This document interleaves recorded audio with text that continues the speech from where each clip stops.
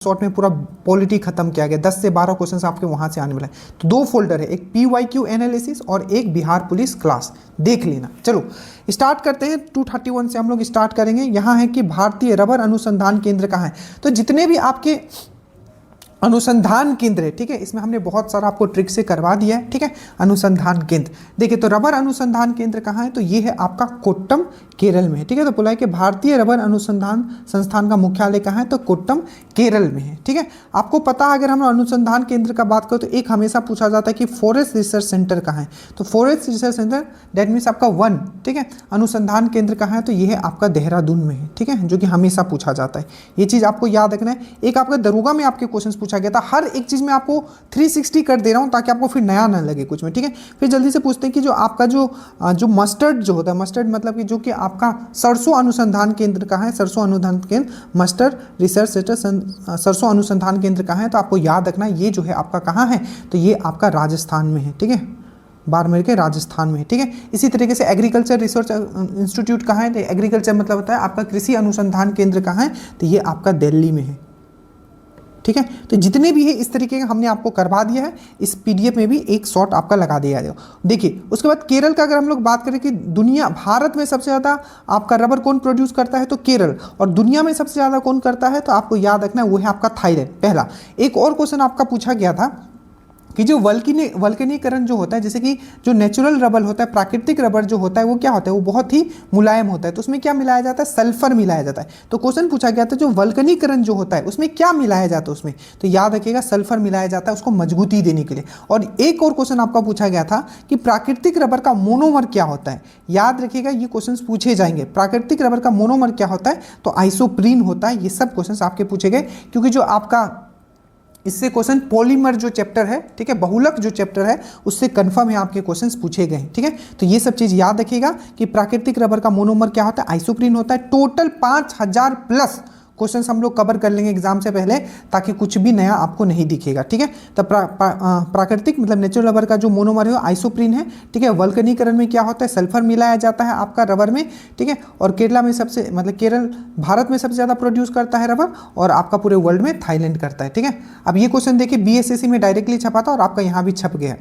Question पूछा गया था कि कौन सा अनुच्छेद प्रधानमंत्री के कर्तव्यों को प्रभाषित करता है, ठीक है। ये स्टेट लेवल पे पूछा गया था आपका BSSC में, ठीक है। आपको पता है कि कौन सा अनुच्छेद जो है प्रधानमंत्री के कर्तव्य को, प्रधानमंत्री का कर्तव्य होगा कि जो भी चीज आपका मंत्रिपरिषद में हो रहा है उनके उसके बारे में क्या करेंगे, प्रेसिडेंट को बताएंगे। तो ये कौन से अनुच्छेद में उसके कर्तव्यों के बारे में बताया गया है, तो अनुच्छेद नंबर 78, याद रखना 78 के बारे में ये चीज बताया गया है। अब याद रखिएगा सेम चीज अगर आपको स्टेट में पूछे कि चीफ मिनिस्टर जो आपका राज्य में जो मुख्यमंत्री है उसका कर्तव्य का जो परिभाषित किया गया है, डेफिनेशन दिया गया है, वो कौन से में है, तो 167 में। सेम होगा कि जो आपका जो चीफ मिनिस्टर है, ठीक है, मुख्यमंत्री के कर्तव्यों को परिभाषित करता है, तो उत्तर आएगा 167। और वहीं अगर आपका क्या दे देगा, प्राइम मिनिस्टर दे देगा, तो 178। अब देखो क्या क्या क्वेश्चन पूछे गए। सबसे पहला आपको याद रखना है, एक क्वेश्चन पूछा गया था आपको, जो भी क्वेश्चन पूछे गए मैं अभी डायरेक्टली आपको यही करवा देता हूँ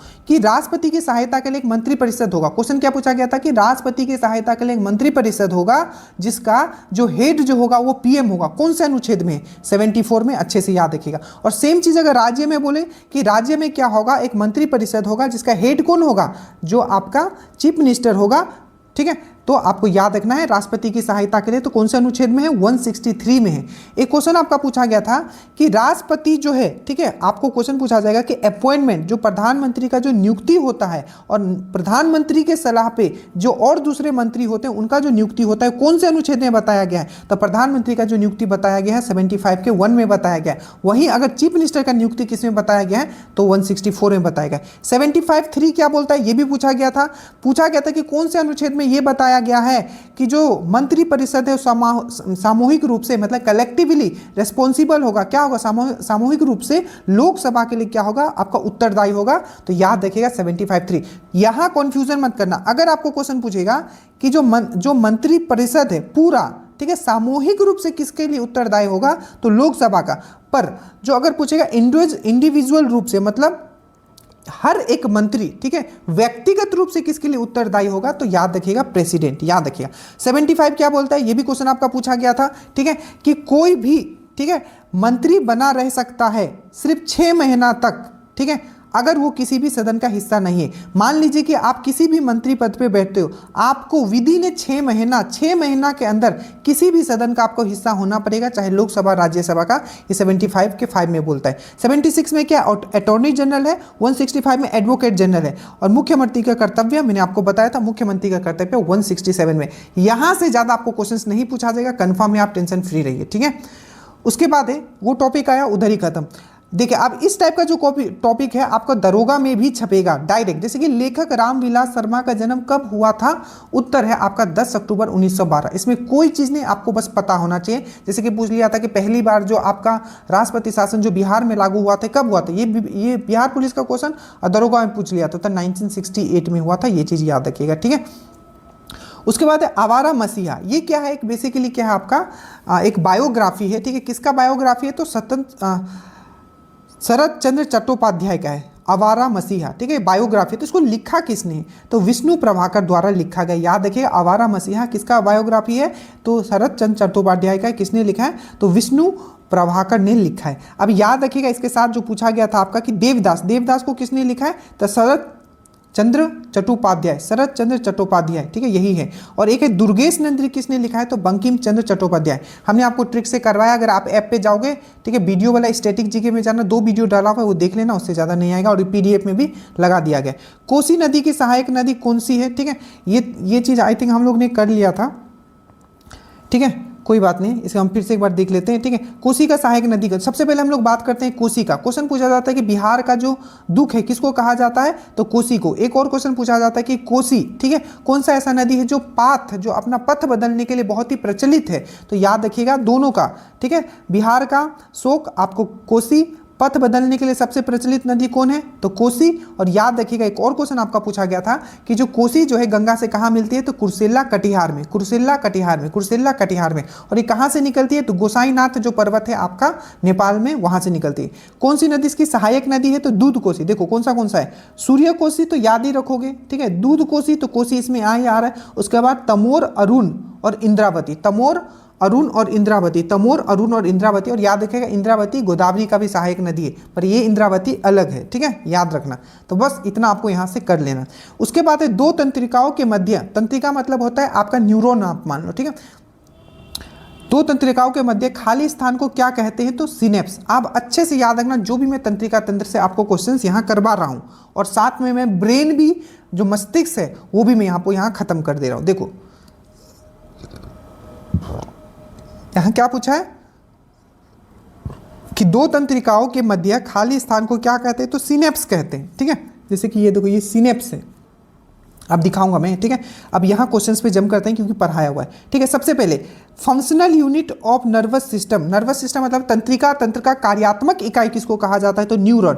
और अगर आपको पूछा जाए कि नर्वस सिस्टम जो किस टाइप का कोशिका से बना होता है, तो आप बोलोगे न्यूरॉन। कोशिका मतलब आपका क्या, सेल। और 2 तंत्रिकाओं के मध्य खाली स्थान को हम लोग क्या कहते हैं, सिनेप्स। एक और क्वेश्चन पूछा जाता है कि जो एक न्यूरॉन से दूसरा न्यूरॉन जो है, ठीक है, जो इंफॉर्मेशन कौन ट्रांसफर करता है, तो वो भी आपका करता है सिनेप्स। सबसे बड़ी कोशिका याद रखिएगा, पूरे बॉडी में सबसे बड़ा कोशिका कौन सा है, अब याद कर लेना, सबसे बड़ा कोशिका है लंबा, सॉरी मैं बोल रहा हूँ बड़ा नहीं, मतलब सबसे लंबा कोशिका कौन सा है, तो आप बोलोगे न्यूरॉन। सबसे बड़ा मानव में सबसे बड़ा कोशिका कौन सा है, सबसे बड़ा अगर मैं बोलूँ तो आप बोलोगे ओमेन में, महिला में जो क्या होता है, अंडाणु जो होता है, एग जो होता है, वो सबसे बड़ा है, ठीक है, ये हो गया। और बोला जाएगा कि सबसे छोटा कौन सा है, तो स्पर्म, ठीक है, शुक्राणु, याद रखना, ठीक है।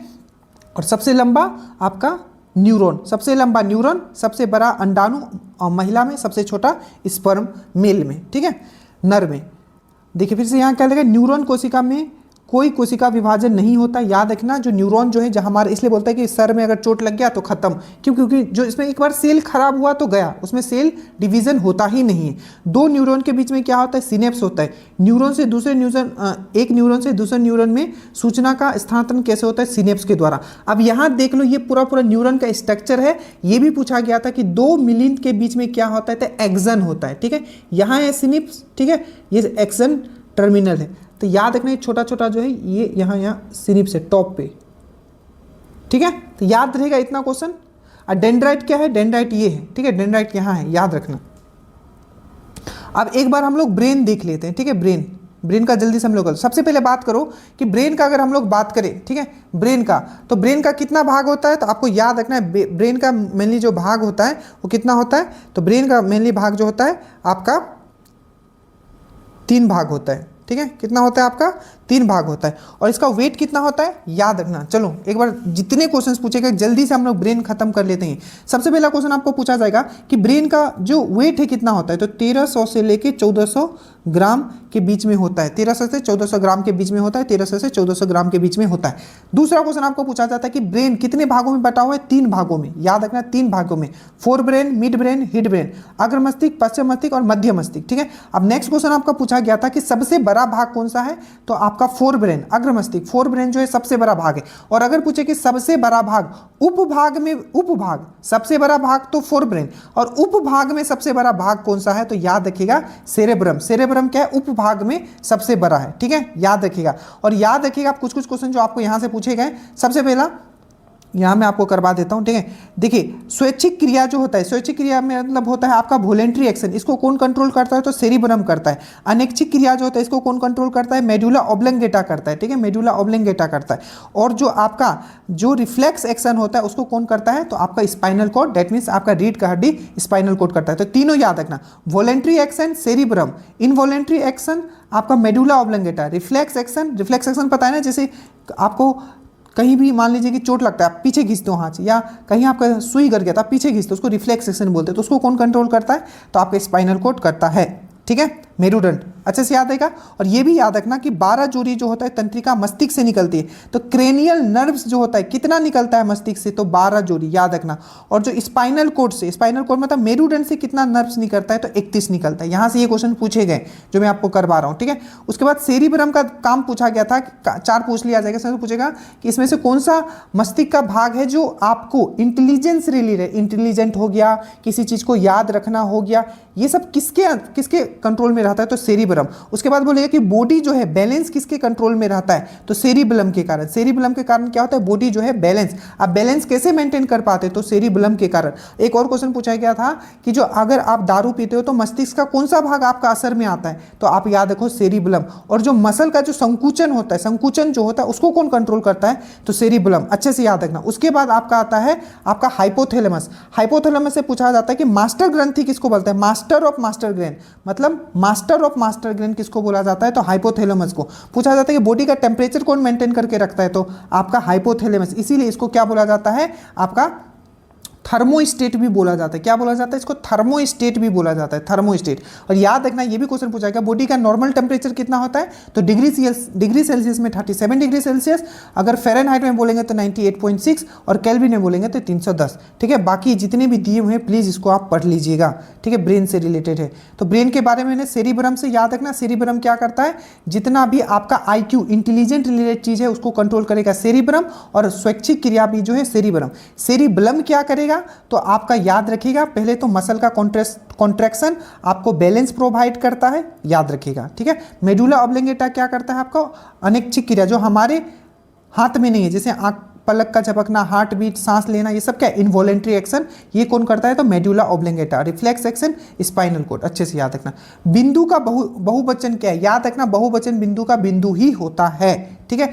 याद रखना बहुवचन पढ़ना है आपको, तत्सम तद्भव, जहां जहां जो बोलता हूं हिंदी का लिख लो और उसको बस देख लो, 10-10 मिनट का वीडियो, बस बात खत्म, बाकी तो हम करा ही दे रहे। शुद्ध वाक्य पहचानिए, आसमान में घने बादल छाए हुए हैं, ये शुद्ध वाक्य है।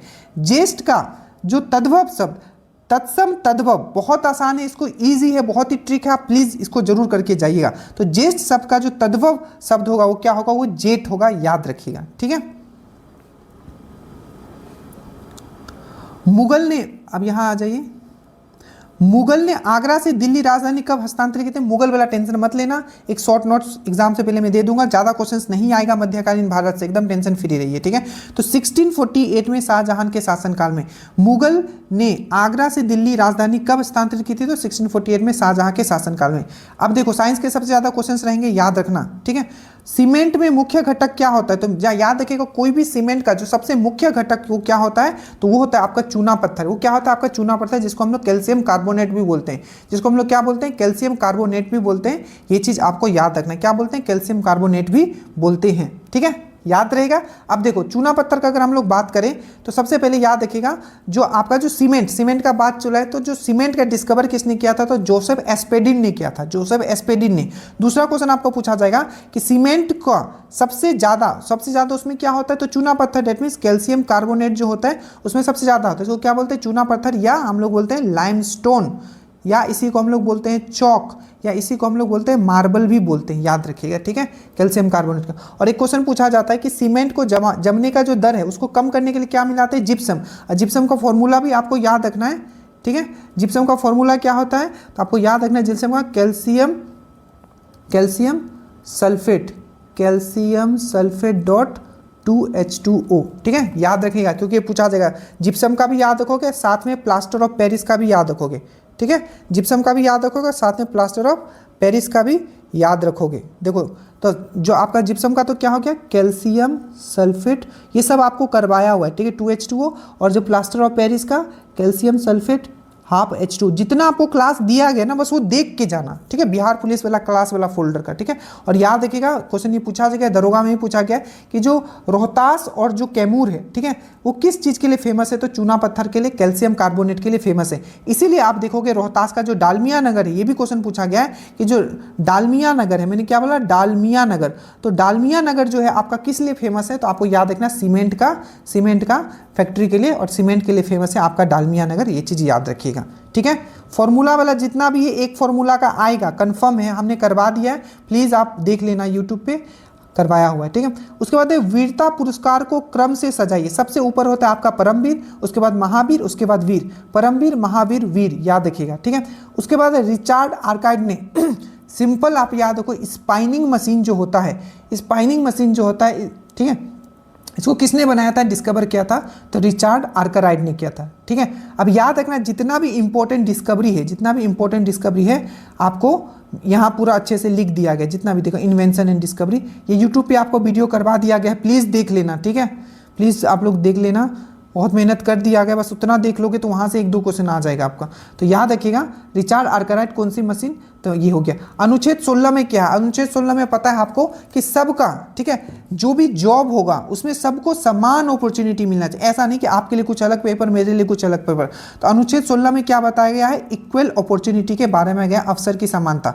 अब जल्दी से हम लोग फंडामेंटल राइट एक बार हम लोग डिस्कस कर लेते हैं, इससे ज़्यादा कुछ नहीं पढ़ना है। सबसे फंडामेंटल राइट का पहले हम लोग बात करते हैं कौन से भाग में है, तो भाग 4 में है, ठीक है, अनुच्छेद 12 से लेकर 35 तक। कौन सा भाग 4 में, अनुच्छेद 12 से लेकर 35 तक। कितने हमारे मौलिक अधिकार है, तो 6 हैं। कहाँ से हमने लिया है मौलिक अधिकार, हमने कहाँ से लिया है, तो आपको याद रखना है USA से लिया है मौलिक अधिकार, ठीक है, याद रखिएगा। और क्वेश्चन पूछा जाता है कि जो संविधान का ऐसा कौन सा भाग है जिसको हम लोग संविधान का मैग्ना कार्टा कहते हैं, तो याद रखिएगा संविधान का जो भाग 4 है जिसमें हम लोग फंडामेंटल राइट मौलिक अधिकार का बात करते हैं, वही क्या है, हमारा मैग्ना कार्टा है। तो भाग 4 टोटल कितने हैं, 6 हैं, इसको मैग्ना कार्टा कहा जाता है। यूएस से हमने लिया है 12 से 35 तक। अब देखो सबसे पहला में क्या है आपका समानता का अधिकार, जो मैं बोलूं कम से कम इतना तो आप जरूर याद करके जाना, बाकी पीडीएफ में आपका रहेगा, ठीक है, वीडियो देखना बहुत इंपॉर्टेंट है। सबसे पहले क्वेश्चन आपका पूछा जाएगा समानता का अधिकार, ठीक है, कहां से कहां तक बताया गया, तो याद रखिएगा समानता का अधिकार 14 से 18 तक। 14 में क्या है कि कानून के समक्ष क्या होगा, सब लोग समान होंगे।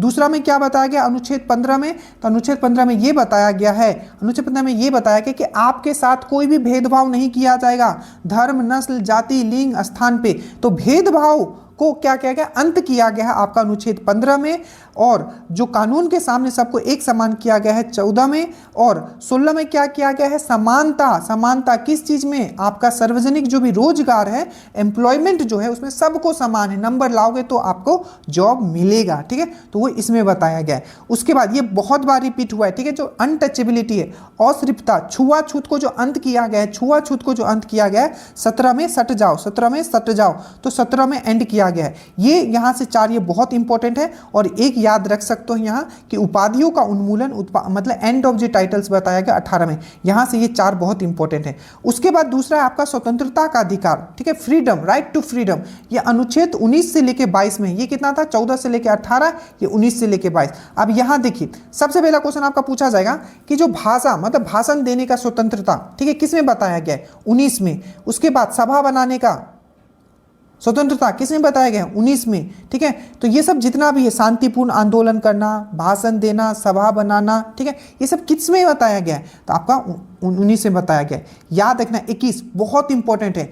जीवन जो मतलब है पर्सनल लिबर्टी का फ्रीडम, मतलब जीवन और व्यक्तिगत स्वतंत्रता का संरक्षण। ठीक है, मतलब पर्सनल लाइफ का जो मतलब इसमें क्या क्या आता है, जैसे कि आपको शादी का जो अधिकार है वो किस में है? अनुच्छेद 21 में है। फॉरेन आप घूमने जा सकते हो वो किस में है? अनुच्छेद 21 में है। तो मतलब पर्सनल लाइफ में जो आपको लिबर्टी जो फ्रीडम मिला है, जीवन और व्यक्तिगत स्वतंत्रता का जो बात किया गया है, अच्छे से याद रखना, जीवन और व्यक्तिगत स्वतंत्रता का जो बात किया गया है वो 21 में है। चाहे मैरिज का बात करें, फॉरेन टूर का आपका बात करें, ये सब जो है आपका अनुच्छेद 21 में है। ठीक है, मीडिया के बारे में किस में बताया गया? तो भाषण का स्वतंत्रता किस में? 19 में, तो मीडिया 19 में आता है। ठीक है, ये अनुच्छेद 21 ये पक्का याद रखना, क्योंकि इसको एक संशोधन के द्वारा लाया गया था, बहुत बार डिस्कस कर चुके हैं, 86 अमेंडमेंट 2002, जिसमें कि जो आपका एजुकेशन है उसको क्या कर दिया गया? एक संवैधानिक दर्जा दे दिया गया कि वो भी एक मूल अधिकार है। तो 21A में बताया गया प्रारंभिक शिक्षा का अधिकार फंडामेंटल राइट्स में डाल दिया गया था। याद रखिएगा 21 में जो है प्रारंभिक शिक्षा का अधिकार अच्छे से आपको याद रखना है। 6 साल से 14 साल के बच्चों को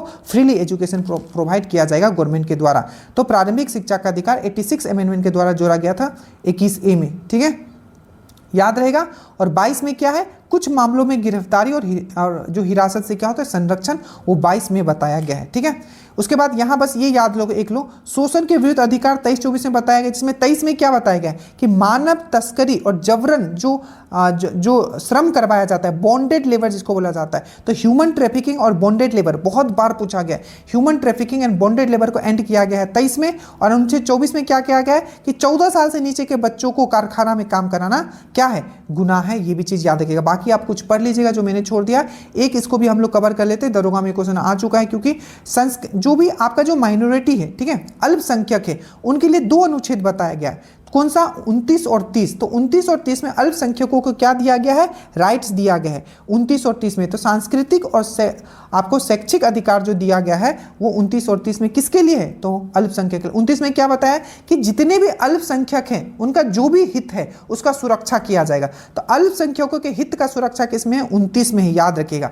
दूसरा 30 में क्या बताया गया कि अल्पसंख्यक को उनका अपना शैक्षणिक स्थापित करने का अधिकार है। ठीक है, अल्पसंख्यक मतलब जो माइनॉरिटी होते हैं, ठीक है, उनका खुद का वो अपना इंस्टीट्यूट बना सकते हैं। ठीक है, इस तरीके का। तो ये दोनों आपको अच्छे से याद रखना है। और आर्टिकल 32 में याद रखिएगा, आर्टिकल 32 बहुत ही इंपॉर्टेंट है, क्योंकि इसको क्या बोला जाता है? Right to constitutional remedies. ठीक है, राइट टू कॉन्स्टिट्यूशनल रेमेडीज बोला जाता है। ठीक है, इसमें बताया गया है, क्या बताया गया है?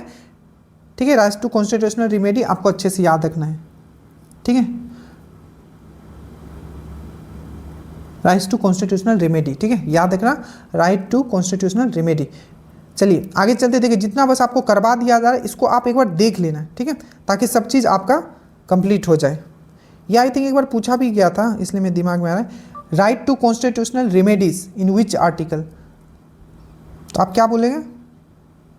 आप बोलोगे संवैधानिक उपचारों का अधिकार किस अनुच्छेद में है? तो अनुच्छेद 32 में ही, याद रखिएगा, क्योंकि B.R. अम्बेडकर जो थे, B.R. Ambedkar, soul of constitution इसको ही बताया गया था, सोल ऑफ कॉन्स्टिट्यूशन। ऐसे भी है ना कि जो आपका जो सुप्रीम कोर्ट है वो रिट जो जारी करता है वो अनुच्छेद 32 के थ्रू करता है, वही जो आपका हाई कोर्ट जो जारी करता है 226। तो आई थिंक ये भी क्वेश्चन एक बार पूछा गया था कि under which article supreme court introduce writ. ठीक है, रिट जो होता है 5 तरीके का होता है,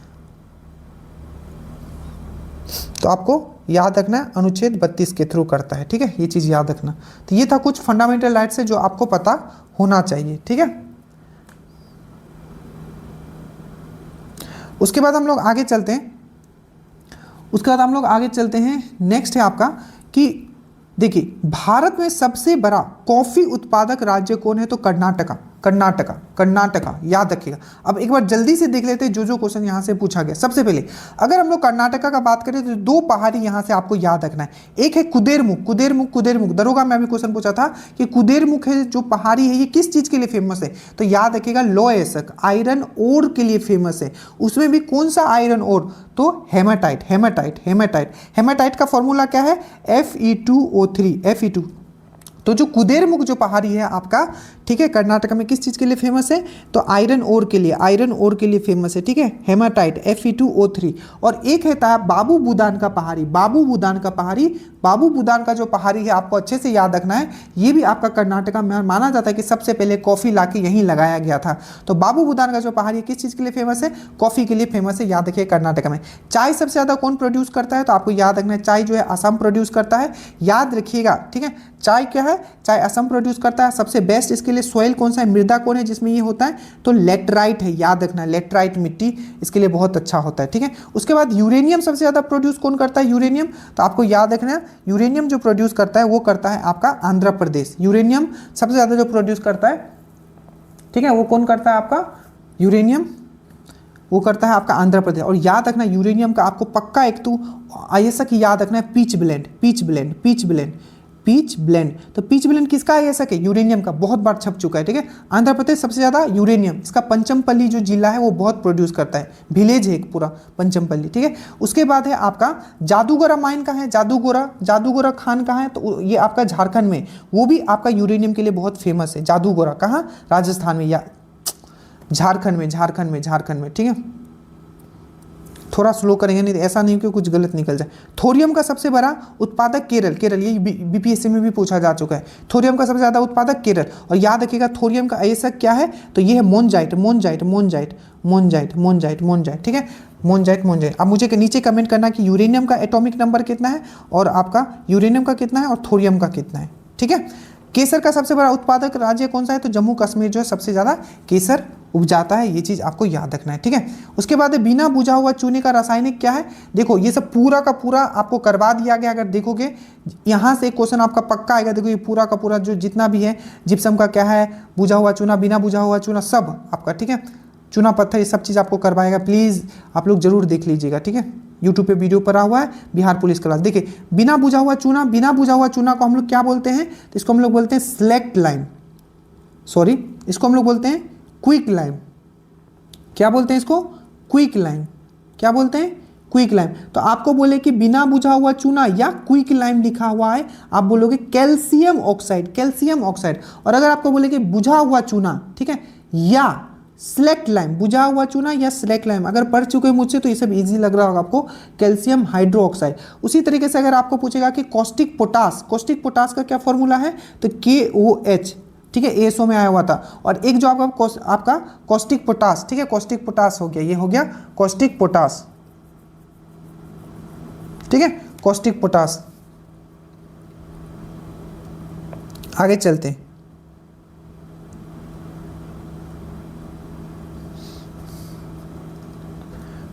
कॉस्टिक पोटास सोडियम हाइड्रोक्साइड, ठीक है। आगे ये नहीं जाएंगे इसमें ज़्यादा क्योंकि आपको करवा दिया गया। मोहनजोदारो कहाँ स्थित है? आप अच्छे से बताइए। मोहनजोदारो तो ये पाकिस्तान में। आप देखिए क्या क्या क्वेश्चन यहाँ से जो पूछा गया हड़प्पा से, इसी वीडियो में हम पूरा आपके लिए लेके आए हैं, आपको इसी में कंप्लीट करेंगे। सबसे पहले अगर हड़प्पा का बात करिए, कहाँ है? पंजाब में है, पाकिस्तान का पंजाब वाला जो एरिया है, पाकिस्तान का पंजाब वाला। और याद रखिएगा रावी नदी के तट पे है हड़प्पा। मोहनजोदारो कहाँ है? तो याद रखिएगा ये भी पाकिस्तान में है, सिंध, पाकिस्तान का जो सिंध वाला एरिया है और सिंधु नदी के किनारे है। याद रखिएगा मोहनजोदारो सिंधु नदी के किनारे, हड़प्पा आपका रावी नदी के। धोलावीरा आपको बहुत अच्छे से याद होगा क्योंकि इससे बहुत बार बिहार पुलिस का ये फेवरेट ये है आपका। धोलावीरा से मैंने आपको समझाया था, धोलावीरा से मैंने क्या समझाया था कि ये 2 दिन क्वेश्चन बिहार पुलिस में पूछा गया है, ठीक है, कि धोलावीरा याद रखिएगा सबसे अच्छा उच्च जल प्रबंधन का साक्ष्य कहां से मिले? जल प्रबंधन का साक्ष्य तो धोलावीरा। एक और क्वेश्चन पूछा गया था कि कौन सा ऐसा जो साइट था, ठीक है, इंडस वैली सिविलाइजेशन का जो 3 भागों में बटा हुआ था, क्योंकि जितने भी थे 2 भागों में थे, पर धोलावीरा क्या था? 3 भागों में था। ये कहाँ है? गुजरात में है, लूनी नदी। याद रखना जो बोला, उन्नत जल प्रबंध, ठीक है, 3 भागों में बटा हुआ था। कहाँ है? गुजरात और लूनी नदी के किनारे। लोथल, याद रखना एक क्वेश्चन पूछा गया था कि किसको लघु छोटा हड़प्पा भी बोला जाता है, लघु हड़प्पा भी बोला जाता है, तो लोथल को याद रखना, ये गुजरात में और भोगवा नदी के किनारे है। उसके बाद एक कालीबंगा, कालीबंगा आपको याद है ये कहाँ है? तो राजस्थान में और घग्गर नदी के किनारे। चुहुद्रो, ठीक है, ये कहाँ है आपका? तो सिंध में है और पाकिस्तान सिंध में है चुनहुद्रू। याद रखना ये सब, यहीं से क्वेश्चंस आपके रहेंगे, ठीक है। उसके बाद पाटलिपुत्र शहर का स्थापना किसने किया था, सबको पता है, ये सब बहुत बार डिस्कस। अब एक चीज और देखोगे, 200 क्वेश्चंस प्लस हमने अभी कवर किया, 250 होने वाला है, क्वेश्चंस रिपीट होने शुरू हो गए, और जो हमने आपको डिटेल में पढ़ा दिया उसी से क्वेश्चंस आएंगे। जैसे कि देखो, पाटलिपुत्र शहर की स्थापना किसने किया था, बहुत बार कर चुके हैं, उदयन, सोन और गंगा के संगम पे ये किया गया है पाटलिपुत्र, ठीक है, याद रखिएगा। और एक क्वेश्चन दरोगा में पूछा गया था कि जो मुगल शासन काल में जो पटना को क्या कहा जाता था, तो अजीमाबाद कहा जाता था, ये भी चीज़ याद रखिएगा। सदैव में संधि है, संधि पढ़ के जाइएगा, चाहे दरोगा हो चाहे किसी, ठीक है, सिर्फ हिंदी हम आप पे छोड़े हैं, ठीक है, और आप हिंदी तो आपको पता होगा, इंग्लिश का जहाँ जहाँ रहेगा मैं वहाँ आपको बताते हुए चलूँगा, चाहे प्रीपोजिशन टेंस जो भी हो, ठीक है। तो याद रखिएगा, सदैव में क्या है, वृद्धि संधि है, याद रखिएगा। वाह कितना सुंदर दृश्य है, वाह वाह कौन सा अव्यय है, तो ये विस्मयदायक अव्यय है, ये भी हिंदी का है, तो आप देख लीजिएगा इसको, ठीक है। देख लेना कि कौन सा टॉपिक से है, बस 10 20 मिनट का है, देख के खत्म, ठीक है। जनगणना से अनुसार बिहार की जनसंख्या, अगेन क्वेश्चन रिपीट हो गया, हमने कर लिया पूरा का पूरा जनसंख्या के अनुसार मैंने आपको बताया था जो बिहार का कितना है 10.41 करोड़, दैट मीन्स पूरा डाटा याद रखो, मैंने कैसे याद करवाया था, 10,40,99,452, 10,40,99,452। एक बार बिहार का जल्दी से यहाँ देख लेते हैं।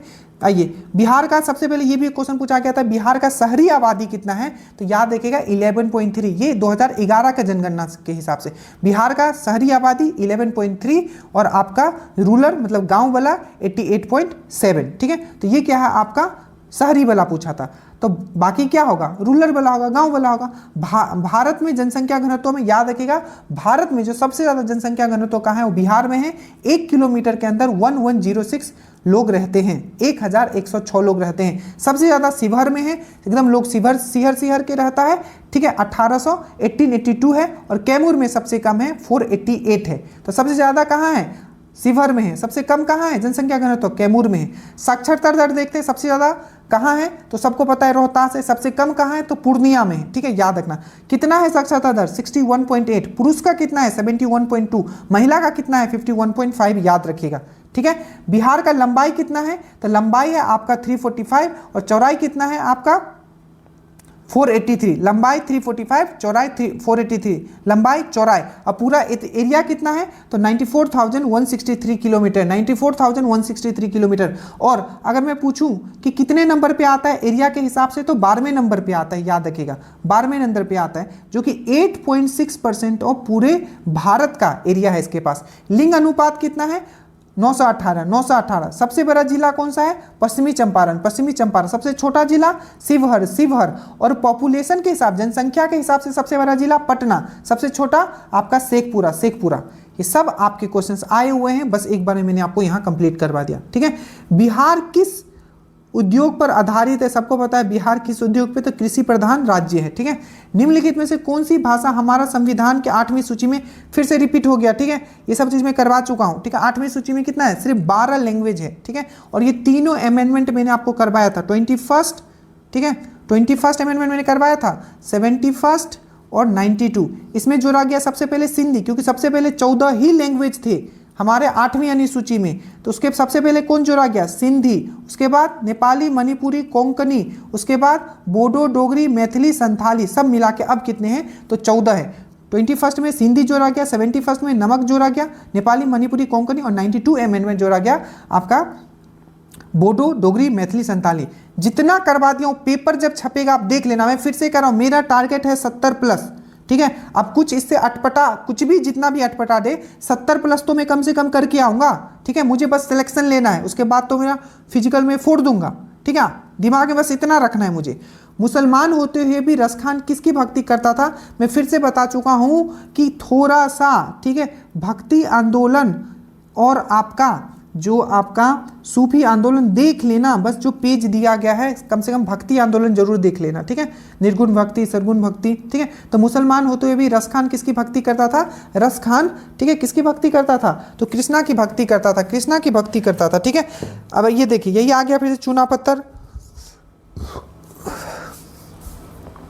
देखिए, तो यहां पूछा कि संगमरमर पूछे, दैट मीन्स मार्बल का पूछे, या आपका संगमरमर पूछे, मार्बल पूछे, या आपका कुछ भी पूछे, संगमरमर पूछे, मार्बल पूछे, ठीक है, या आपको वो पूछे, क्या पूछे, आपका चौक पूछे तो संगमरमर पूछे, ठीक है, चाहे चौक पूछे या आपका चूना पत्थर पूछे, ये सब का आप क्या मार के आओगे, आप मार के आओगे कैल्शियम कार्बोनेट। देखो मार्बल हो, चौक हो, चूना पत्थर हो, कैल्शियम कार्बोनेट। क्विक लाइम या बिना बुझा हुआ चूना CaO, बुझा हुआ चूना, ठीक है, भिजा हुआ चूना या चूना पानी, ठीक है। याद रखना, इसमें कंफ्यूज मत होना, अगर आपको इंग्लिश में पक्का वो कंफ्यूज करिए।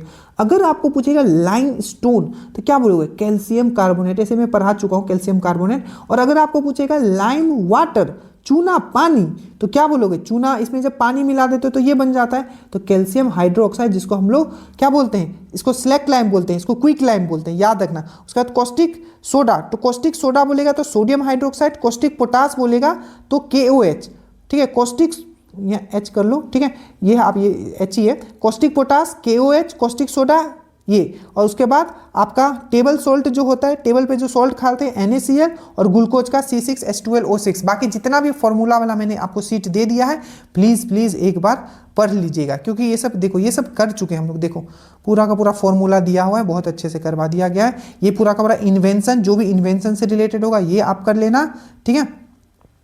उसके बाद एक मेजरिंग इंस्ट्रूमेंट वाला भी क्वेश्चन आया था, तो मेजरिंग इंस्ट्रूमेंट वाला ये पूरा मैंने यहाँ लगा दिया है, ठीक है। चलिए बस यही सब आने वाला है, ठीक है, तो घबराना नहीं एकदम। अब देखो हम पहले भी बता चुके हैं, जो रीजनिंग और मैथ्स के क्वेश्चंस आएंगे एक भी आपको छोड़ के नहीं आना है। कोशिश है कि जितना जो आपके लिए प्रिपेयर किया गया है मैथ्स एंड रीजनिंग, उसको 1 दिन या 2 दिन में करवा दिया जाए, ठीक है। बस अभी सीट प्रिपेयर हो गया है, उसका 160 प्लस क्वेश्चंस निकाले गए। 337 जो है इससे रिलेटेड है, तो ये इससे रिलेटेड, ये कोडिंग डिकोडिंग का क्वेश्चन है, ठीक है।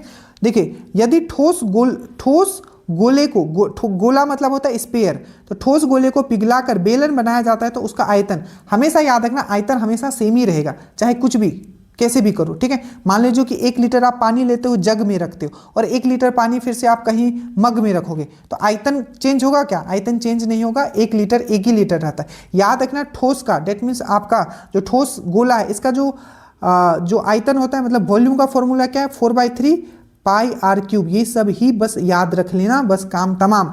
4/3 pi r cube, 4/3 pi r cube याद रखना। ये क्या है, ठोस गोले का क्या है, आपका एरिया है, सॉरी वॉल्यूम है, डेट मीन्स आयतन है, आयतन है। और अगर आपको बेलन का आयतन निकालना है, डेट मीन्स बेलन मतलब सिलेंडर का अगर आयतन आपको निकालना है, तो ये है आपका पाई आर स्क्वायर एच। आर यहाँ त्रिज्या होता है, रेडियस होता है, तो याद रखना ये किसका है, तो ये आपका गोले का है, ठीक है। और ये किसका है, ये किसका है, तो ये बेलन का है, ठीक है।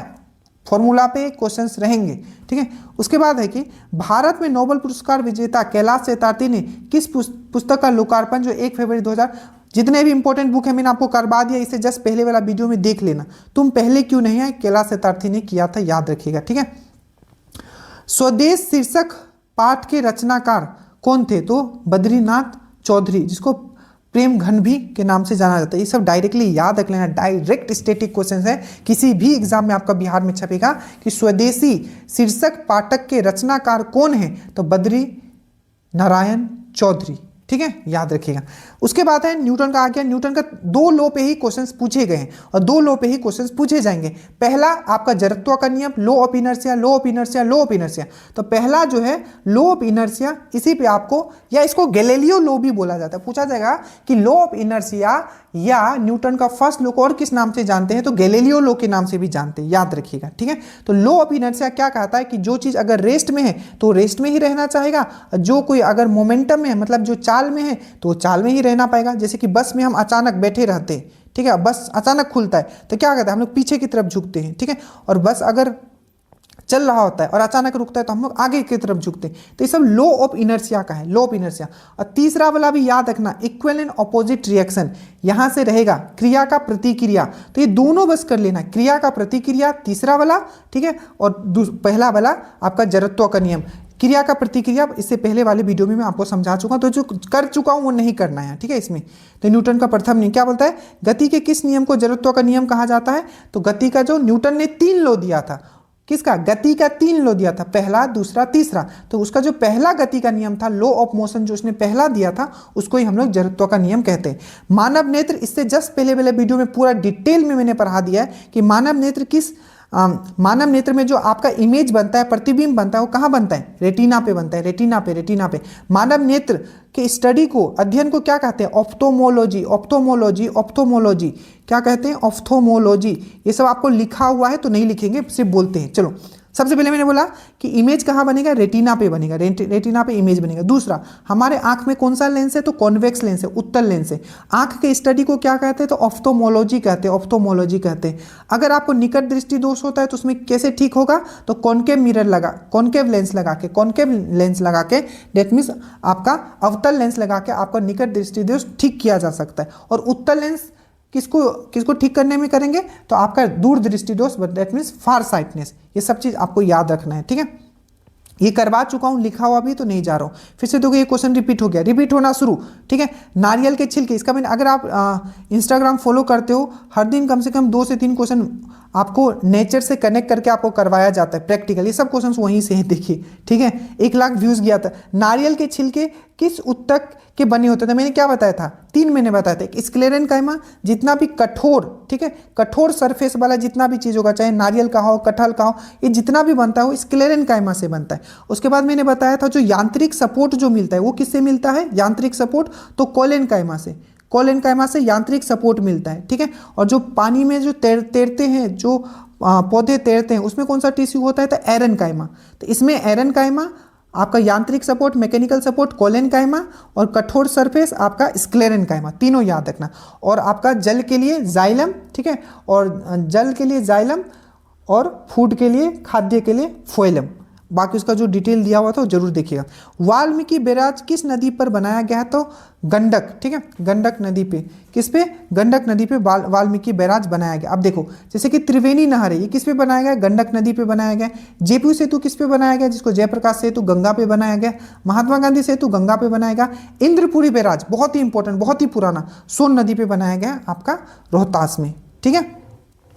उसके बाद विश्व का प्रथम लोकतंत्र, ठीक है, विश्व का प्रथम लोकतंत्र कहाँ अपनाया? सब पहले ही मैं बता चुका हूँ, ये चीज बहुत ही अच्छे से आपको मैंने बताया था, ठीक है, कि जो पहला लोकतंत्र था, ठीक है, वो कौन था? तो वो वज्जी था। वज्जी में क्या था आपका? एक वज्जी जो एक महाजनपद था, उसी में था, कौन था आपका? लिच्छवी, ठीक है। तो विश्व का प्रथम लोकतंत्र कहाँ अपनाया गया था? उत्तर वैशाली। तो अगर आप देखो, 3 मैंने आपको बताया था, 3 महाजनपद बिहार में। उत्तर में कौन था? वज्जी, जिसका कैपिटल क्या था? वैशाली।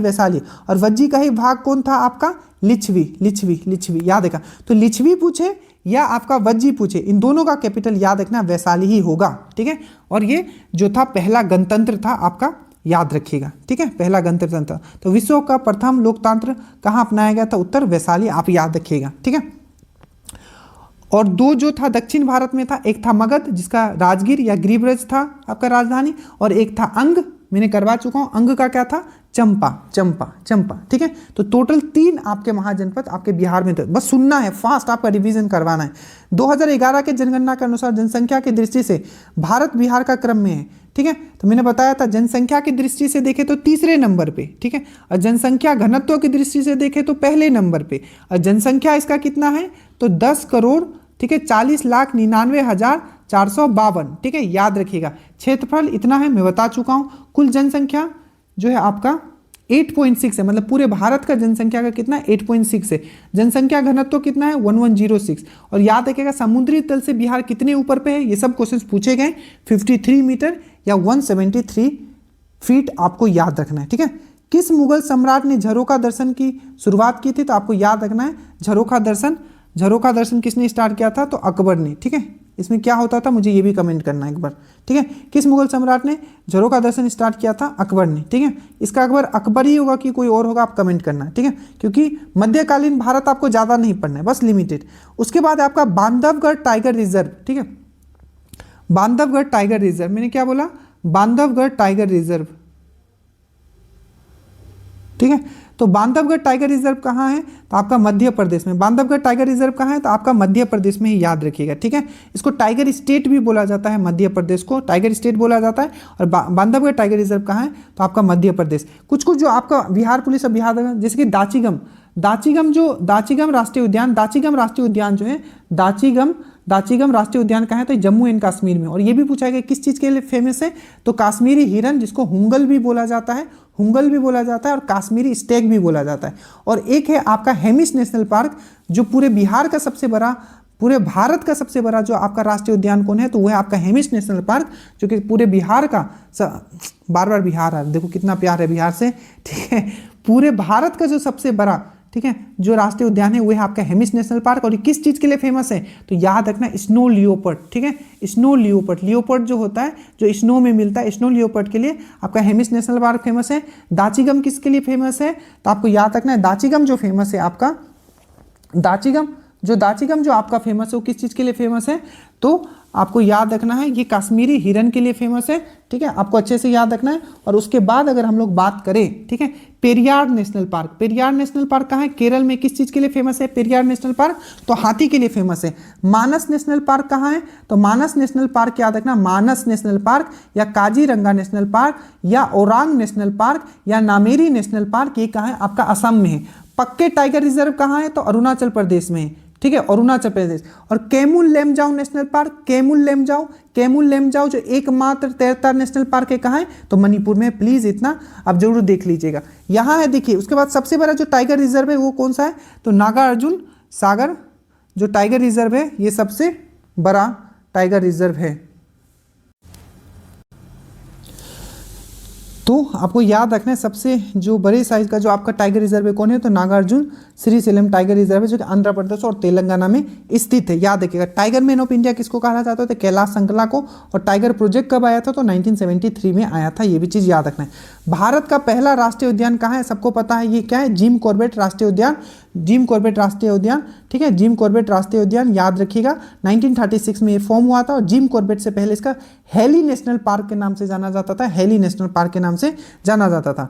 राष्ट्रीय वाटर वे, ठीक है, राष्ट्रीय वाटर वे 4 किस नदी पर स्थित है, मैंने आपको पूरा करवाया था। राष्ट्रीय जो नेशनल वाटर वे वो पहला कौन था, तो आपको याद रखना है आपका इलाहाबाद से आपका कोलकाता, इलाहाबाद से कोलकाता, ये क्या है आपका पहला आपका नेशनल वाटरवे 1 है। नेशनल वाटरवे 2 कौन सा था, तो असम में था, ब्रह्मपुत्र नदी पे। और नेशनल वाटरवे 3 कौन सा है, तो ये आपका केरल में है। केरल में कहाँ है, तो केरल में याद रखिएगा आपका कोटापुरम से लेके कोलम तक है। और चौथा वाला कौन सा है, तो राष्ट्रीय वाटरवे 4 जो है कृष्णा और गोदावरी नदी पे है। याद रखना ये चारों, ठीक है, बाकी सब इसी में लिखा हुआ आपको मिल जाएगा। और याद रखना ये जलमार्ग, राष्ट्रीय जलमार्ग जो 3 है, इसमें नेविगेशन फैसिलिटी भी अवेलेबल है, ये भी चीज़ आपको याद रखना है, ठीक है। लोकसभा क्षेत्र से जीतकर जो भी लोकसभा, जो जैसे कि लोकसभा होता है, विधानसभा होता है, तो लोकसभा क्षेत्र से जो जीतकर आते हैं उन्हें क्या कहते हैं, तो उसे सांसद कहते हैं। बड़ा सा सिंपल देखिए, तो लोकसभा का बेसिकली आपको पूछा जाए, संसद के 3 भाग है और 2 सदन है। तो संसद कौन से अनुच्छेद में है, 79 अनुच्छेद में संसद के बारे में बताया गया, ठीक है। लोकसभा को किस में बताया गया, 81 के बारे में, 81 में है। और राज्यसभा किस में है, आपका 80 में है। और आपको जो प्रेसिडेंट का जो पोस्ट है वो किसके में बताया गया है, तो 52 में। तो पूछा जाए कि पार्लियामेंट कौन से में है, तो आपका पार्लियामेंट जो है 79 में है। संसद के कितने भाग है, तो 3 है, लोकसभा, राज्यसभा और प्रेसिडेंट। और सदन कितने हैं, तो 2 सदन है। बहुत अच्छे से पॉलिटी करवा दिया गया, प्लीज आप लोग जरूर जाके देख लीजिएगा, ठीक है। उसके बाद है कि क्षार का पीएच मान कितने होता है, सबको पता है। जो क्षार होगा, जो बेसिक होगा, अगर 7 होगा तो क्या होगा, ना वो क्षार होगा ना वो अम्लीय होगा, ठीक है, याद रहेगा, ना ही वो क्षार होगा ना ही अम्लीय होगा, ठीक है। बट अगर आपका 7 से ज़्यादा होता है तो क्या होगा, आपका क्षार होगा, डेट मीन्स आपका बेस होगा। और 7 से अगर कम होता है तो क्या होगा, वो एसिडिक होगा। ये चीज़ आपको अच्छे से याद रखना है, 7 से कम एसिडिक हो जाएगा, ये चीज़ आपको अच्छे से याद रखना है, ठीक है। 7 से कम एसिडिक हो जाएगा, 7 से ज़्यादा बेस हो जाएगा। और 7 पे रहेगा तो ना वो एसिडिक, वो न्यूट्रल रहेगा।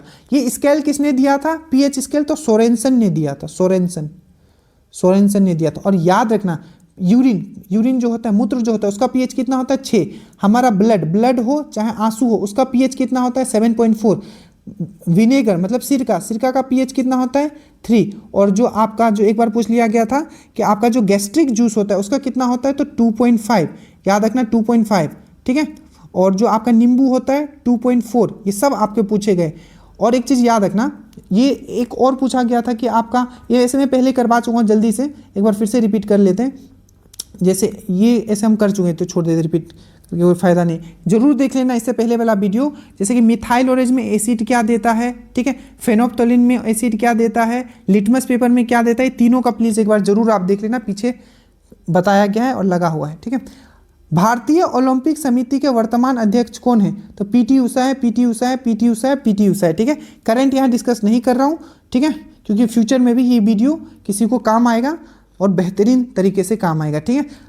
भारतीय महिला पायलट ने, देखिए एक पिच ब्लैक सैन्य अभ्यास होता है, ठीक है, ये आपका ऑस्ट्रेलिया में आई थिंक हुआ था 2024 में, ठीक है। तो इसमें जो भावना कांत जो है शामिल हुई थी। तो ओमेन रिलेटेड जितना भी फैक्ट रहेगा करंट वाला, और करंट का आपको 6 महीना का तो सबसे पहले करना है जो आपको दिया जाएगा, उसके बाद आपको जो टॉपिक वाइज है वो अलग करना है। सबसे मूल्यवान ब्रांड 2024 में जून में भारत का सबसे मूल्यवान ब्रांड कौन बना है, तो ये टाटा ग्रुप बना है, ये याद रखिएगा। ये आपको डायरेक्टली वन लाइनर में आपको मिल जाएगा जो आपको पीडीएफ दिया जाएगा। बिहार के मुख्यमंत्री नीतीश कुमार ने किस शहर को 2025 तक राजस्व जिला बनाने का आपका घोषणा किया है, तो यह है आपका बिहार ने, नीतीश कुमार ने किस शहर को राजस्व जिला, ठीक है, बगहा, शायद इसका आंसर बगहा होगा, एक बार चेक कर लीजिएगा, ठीक है। अब ये जो क्वेश्चन है आपको दरोगा में भी आ चुका है और ये मेरिट डिसाइड किया होगा, इसका ऐसा तोड़ मैंने निकाला। आप देखिए, चमगादड़ और पक्षी के पंख किस टाइप के उदाहरण है, क्या ये अनुरूप है, ठीक है, या समजाती अंग है। हमने आपको करवाया था, एक होता है होमोलोगस, एक होता है एनालोगस। हमने आपको कैसे ट्रिक एक समझाया था, अगर आपको याद हो। होमोलोगस हमेशा जो होगा वो सेम जगत के प्राणी होंगे, जैसे कि देखो मानव का भुजा और कुत्ते का अगला पैर, मानव का भुजा और कुत्ते का अगला पैर, ये किसका एग्जाम्पल है, तो कभी भी कंफ्यूज मत करना इस टाइप के क्वेश्चन में। मानव और कुत्ता दोनों क्या है, सेम संघ है, मतलब ये क्या स्तनधारी में आते हैं। तो जब दोनों सेम संघ का होगा तो होमोलोगस होगा, ये कहीं लिखा हुआ नहीं मिलेगा, ऐसा ट्रिक कभी मिलेगा नहीं जो मैं अभी यहाँ बता रहा हूँ, ठीक है। वही एनालोगस क्या होगा, नहीं तो इसका आप ना डेफिनेशन ही पढ़ते रह जाओगे कि जिसका ओरिजिन ये होगा वो होगा, ठीक है, वो सब नहीं करना है, ठीक है। डायरेक्टली एनालोगस कौन सा होगा, जब प्राणी अलग अलग संघ से हो, जैसे कि चमगादड़ क्या है, ये स्तनधारी है, और पक्षी क्या है, ये क्या है आपका पक्षी वर्ग में आता है, ठीक है, एप्स में आता है। तो ये तो स्तनधारी हो गया और ये क्या हो गया, पक्षी आपका एप्स वाले में आ गया। तो इन दोनों का अगर हम लोग कंपेयर करें कि इन दोनों का जो पंख है, ठीक है, किसका एग्जाम्पल है, तो ये अनुरूप का है, ठीक है, अनुरूप का है, ठीक है। अच्छे से याद रखना, एनालोगस का है, एनालोगस का है। एक बार हिंदी देख लेना हमने सही लिखा है कि नहीं, होमोलोगस और एनालोगस मैंने आपको यहां समझा दिया, ठीक है।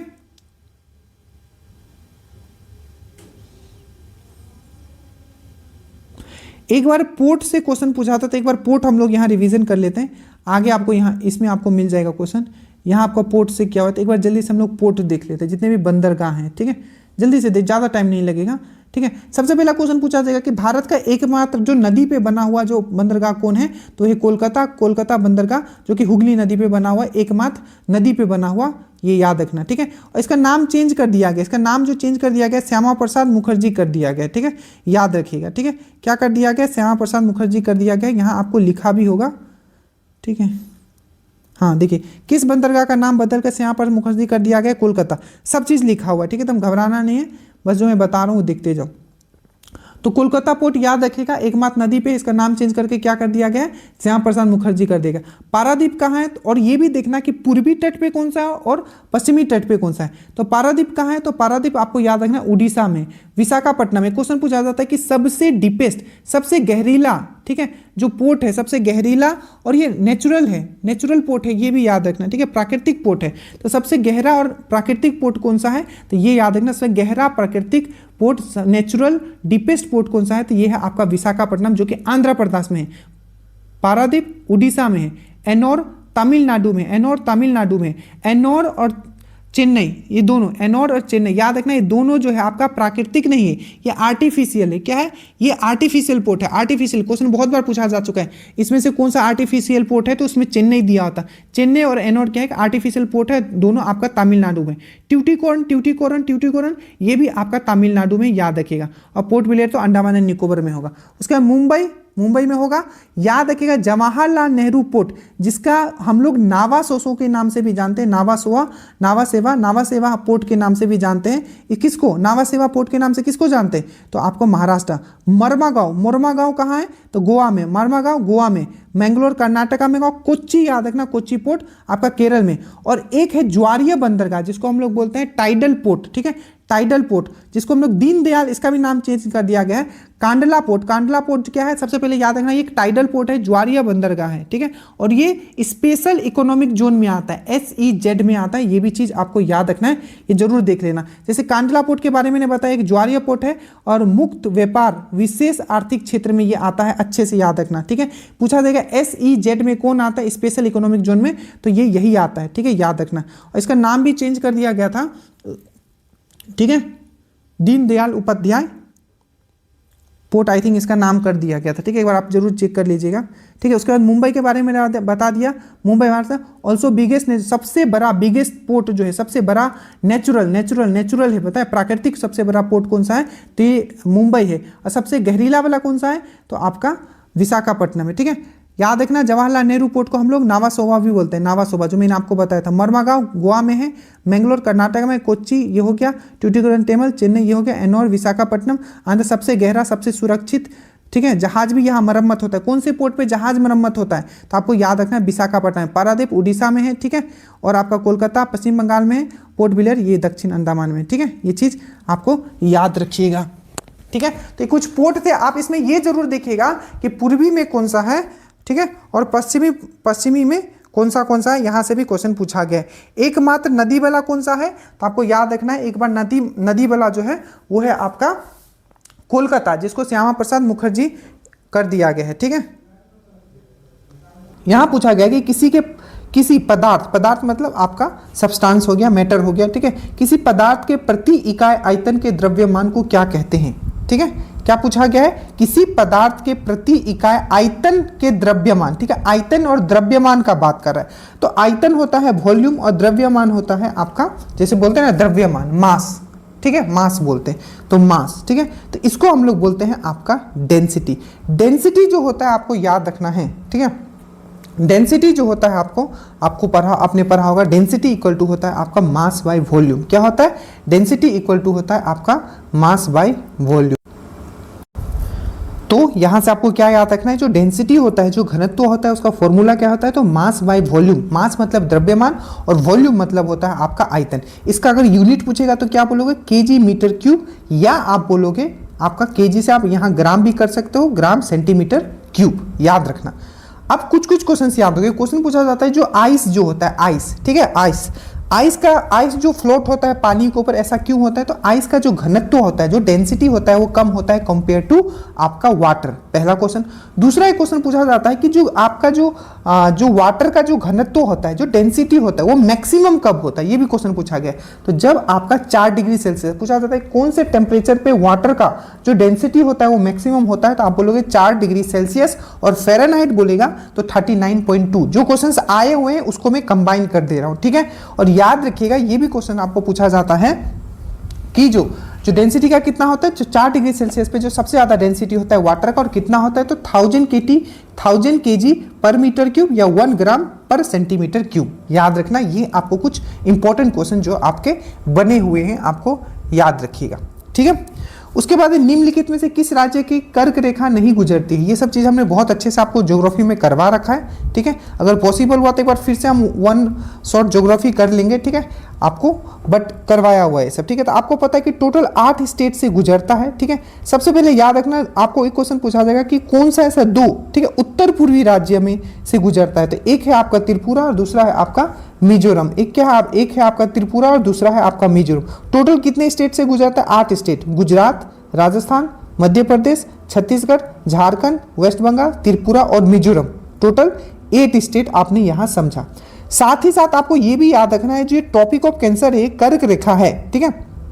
कर्क रेखा जो है, ठीक है, ये जो कर्क रेखा है, ठीक है, ये जो कर्क रेखा है, इसका लेटीट्यूड डिग्री कितना है, कितना इसका अक्षांशीय रेखा है, तो याद रखना 23.5 डिग्री नॉर्थ लेटीट्यूड। ये क्या है, ये आपका ट्रॉपिक ऑफ कैंसर है, जो भारत को 2 भागों में बांटता है। क्वेश्चन ये भी पूछा जाता है कि कौन सा ऐसा ट्रॉपिक ऑफ कैंसर का आपका लेटीट्यूड डिग्री बताइए, ठीक है, अक्षांशीय रेखा बताइए जो भारत को 2 भागों में बांटता है। तो 23.5 डिग्री नॉर्थ लेटीट्यूड आपको याद रखना है, जो कि 8 राज्य से होकर गुजरता है। और एक क्वेश्चन और पूछा जाता है, जो ट्रॉपिक ऑफ कैंसर है, ठीक है, ऐसा कौन सा रिवर है, ठीक है, जो ट्रॉपिक ऑफ कैंसर को, ठीक है, 2 बार काटता है। तो जो आपका माही रिवर, ये पूछा गया है, ठीक है, कि ट्रॉपिक ऑफ कैंसर में आपको क्वेश्चंस, अभी मुझे याद भी है कि क्वेश्चन पूछा गया था कि which river cross twice Tropic of Cancer, ठीक है। तो आपको इसका आंसर बताना है माही रिवर, जैसे कि हमने बताया, ठीक है। कौन सा? माही रिवर। माही रिवर जो है वो ट्रॉपिक ऑफ कैंसर को 2 बार क्रॉस करती है, ये भी चीज आपको याद रखना है। एक यहीं से क्वेश्चन आपको और पूछा जाता है, जो भारतीय मानक समय है उसका लेटीट्यूड डिग्री कितना है, मतलब उसमें क्या होगा? लॉन्गिट्यूड होगा। क्या होगा? लॉन्गिट्यूड होगा। ये जो ट्रॉपिक ऑफ कैंसर क्या है? लेटीट्यूड, अक्षांशीय रेखा, और जो मानक समय क्या होगा? वो होगा देशांतर रेखा, मतलब लॉन्गिट्यूड, ठीक है। ये चीज आपको समझ के रखना है, इसमें कंफ्यूज मत करना। अगर मान लो कि ये भारत है, तो अगर मैं ट्रॉपिक ऑफ कैंसर ड्रॉ करूं तो ये ऐसे जाएगा भारत से, और अगर आपका मैं मानक समय ड्रॉ करूं, इंडियन स्टैंडर्ड टाइम ड्रॉ करूं, तो ये ऐसे जाएगा। तो ये अक्षांशीय रेखा होगा, ये देशांतर रेखा होगा, ध्यान से, ठीक है। तो अगर मैं बोलूं कि कितना जो इंडियन स्टैंडर्ड टाइम है, जो भारतीय मानक समय है का, उसका लॉन्गिट्यूड लाइन कितना है? तो 82.5 degree, 82.5 degree east, 82.5 degree east, 82.5 degree east. ये कितने राज्यों से होकर गुजरता है? तो याद रखिएगा 5 राज्य से। सबसे पहले आपका पता है, आपका जो उत्तर प्रदेश का जो नैनी है वहां से पास होता है, तो उत्तर प्रदेश, मध्य प्रदेश, छत्तीसगढ़, उड़ीसा और आंध्र प्रदेश। तो अच्छे से याद रखना ये दोनों पॉइंट, ट्रॉपिक ऑफ कैंसर और इंडियन स्टैंडर्ड टाइम। ये है 23.5 डिग्री नॉर्थ लेटीट्यूड, और ये है आपका 82.30 डिग्री ईस्ट। और याद रखिएगा जो जीएमटी है, ग्रीनविच टाइम, जो कि आपका कहां से पास होता है? तो वो जो पास होता है आपका लंदन से पास होता है, जीएमटी। उससे कितना आगे हम लोग? तो 5.5 घंटा हम लोग आगे है। ये चीज आपको याद रखना है, ठीक है। और 1 डिग्री में कितना होता है? तो 4 मिनट होता है। ये भी चीज आपको याद रखना है, ठीक है। चलिए, उसके बाद पोबारा होना, ठीक है। मुहावरे का अर्थ क्या है? तो अत्यधिक लाभ होना। पोबारा मतलब होना, मतलब अत्यधिक लाभ होना। ये चीज आपको याद रखना है। पोबारा होना, अत्यधिक लाभ होना, ये चीज आपको याद रखना है, ठीक है। चलिए, अब यहां देखिए, पोबारा होना मुहावरे का अर्थ है अत्यधिक लाभ होना। तो मुहावरा पढ़ लोगे, ठीक है। मां शब्द का तत्सम क्या होगा? मां क्या है? तो मां जो होता है ऐसे वर्ड जो आपका, ठीक है, तत्सम तद्भव आपने पढ़ा होगा, तो इसको हम कभी बता देंगे। देखो हिंदी ना, आप 5 से 7 टॉपिक है, ठीक है। बहुत सारे यूट्यूब पे ऐसे चैनल जो शॉर्ट में पढ़ाए हुए हैं, तो हिंदी एटलीस्ट आप कर लो। बाकी अगर इंग्लिश में मुझे पता है कोई पढ़ाएगा नहीं, ठीक है। तो अगर मुझे पॉसिबल हुआ तो मैं आपको कम से कम, अभी कोई प्रॉमिस नहीं है, ठीक है, प्रीपोजिशन एंड कंजंक्शन हम करके देंगे, क्योंकि 2 उससे ज़्यादा क्वेश्चंस पूछे गए। चलिए, भारत के नए, इंग्लिश और हिंदी को अगर मैं हटा भी देता हूं, तो जितना आपको दिया जा रहा है उतना अगर आप कर लेते हो तो आपका 70 प्लस है। क्योंकि हिंदी और इंग्लिश ऐसा नहीं है कि सब आप गलत करके आ जाओगे, और नेगेटिव मार्किंग है नहीं, ठीक है। तो भारत के नए कैबिनेट जनजातीय मंत्री, इसको मैं करंट में कवर कर लूंगा, जितने भी कैबिनेट मिनिस्टर हैं, ठीक है। आप करंट वाला वीडियो जरूर देख लीजिएगा, ठीक है। जैसे कि बिहार से भी, ठीक है, बहुत सारे ऐसे हैं जिनको कैबिनेट में रखा गया है, तो वो सब देखिए। तो भारत के नए कैबिनेट मिनिस्टर जनजातीय मंत्री कौन है? तो जुएल ओरांव। भूख की संतुष्टि, अब देखो साइंस के क्वेश्चन देखो, एक भी बाहर नहीं जाएगा। भूख की संतुष्टि का एहसास मस्तिष्क के किस हिस्से से होता है? मैंने आपको क्या बताया था, जो भी अंदर से फीलिंग होता है वो किसके कारण होता है? हाइपोथैलेमस। अंदर से जो फील आ रहा है आपको, इनर फीलिंग, जैसे हाइपोथैलेमस को हम लोग क्या बोलते हैं? Master of master gland. पहला क्वेश्चन। दूसरा क्वेश्चन हमने आपको क्या समझाया था? जल्दी करेंगे क्योंकि ये सब कर चुके हैं। मास्टर ऑफ मास्टर ग्लैंड बोलते हैं। बॉडी का इसको थर्मोस्टेट बोलते हैं, क्योंकि बॉडी का टेम्परेचर, ये भी पूछा गया था, बॉडी का टेम्परेचर कौन मेंटेन करके रखता है? तो वो है आपका हाइपोथैलेमस, ठीक है। और मैंने आपको ये भी समझाया था कि बॉडी का टेम्परेचर 37 डिग्री सेल्सियस होता है, 310 केल्विन होता है, या 98.6 फ़ारेनहाइट होता है, ठीक है। तो जब भी अंदर से आए, जैसे कि भूख लगना, प्यास होना, लव का फील आना, एंगर फील आना, सेक्सुअल फीलिंग आना, ये जितनी भी चीज है ये सब होता है आपका हाइपोथैलेमस के कारण। और जैसे ही बाहर से कोई चीज फील होगा, जैसे ठंडा लगना, बाहर से ठंडा लग रहा है, ठीक है, गर्म लगना, ठीक है, सुई चुभना, तो ये सब जो होता है ये थैलेमस के कारण होता है। हाइपोथैलेमस के कारण जितना भी फीलिंग आएगा अग्र मस्तिष्क, जैसे कि भूख लगना, प्यास होना, ठीक है, भूख लगना, प्यास लगना, लव का फीलिंग, एंगर का फीलिंग, सेक्सुअल फीलिंग, ठीक है, जैसा भी हो, ये सब जितना अंदर से फीलिंग आएगा वो हाइपोथैलेमस के कारण होगा। प्लीज, ब्रेन पूरा मैं करवा चुका हूं, एक बार देख लीजिएगा, उसको रिपीट नहीं करेंगे। सब वीडियो बस कंप्लीट करके जाना, ठीक है, हंसते हुए फिर बाहर आओ। विश्व पर्यावरण दिवस 2024 पूछा था, मैंने 25 यहां कर दिया। मेजबान देश कौन है? तो याद रखिएगा इस बार है रिपब्लिक ऑफ कोरिया, ठीक है, रिपब्लिक ऑफ कोरिया जो है आपको याद रखना है, रिपब्लिक ऑफ कोरिया। और इस बार का जो आपका थीम है तो याद देखिएगा, जाके एक स्पेशल मैंने करंट अफेयर्स में डाल दिया इंपॉर्टेंट डेज, पक्का जाके देख लेना, ठीक है। बाकी स्टैटिक में मैं इसी वीडियो में सीरीज जो चल रहा है इसमें मैं कवर कर रहा हूँ। तो beat plastic pollution, Republic of Korea याद रखना, beat plastic pollution, beat plastic pollution. तो का मेजबान देश कौन है, ठीक है, मेजबान देश कौन है विश्व पर्यावरण दिवस, तो आपको याद रखना है Republic of Korea, Republic of Korea, ठीक है, ठीक है। और इसका, और इस बार इसका जो ये कौन है आपका, ये थीम क्या है, तो बीट प्लास्टिक पोल्यूशन। और कब मनाते हैं हम लोग, तो 5 जून को हम लोग वर्ल्ड इन्वायरमेंट डे हम लोग मनाते हैं 5 जून को, ठीक है। जो चीज कर चुके हैं मैं रिपीट नहीं कर रहा हूं, क्योंकि एक बार जब हम लोग एनालिसिस पूरा कवर कर लेंगे, जो यूनिक क्वेश्चंस होगा तब पूरा का पूरा आपका सिलेबस ही कवर हो जाएगा। भारत में अधिकतर क्षेत्रफल कौन सा भौतिक क्षेत्र का है, सबको पता है। जो सबसे ज्यादा क्षेत्र है वो मैदानी भाग है, ठीक है, मैदानी भाग है। एक बार और एक क्वेश्चन और पूछा गया था, अगर आपको पहले याद हो, तो जो पठारी भाग है कितना परसेंट हो, तो याद रखिएगा पठारी भाग जो है 27% है, ये भी याद रखिएगा।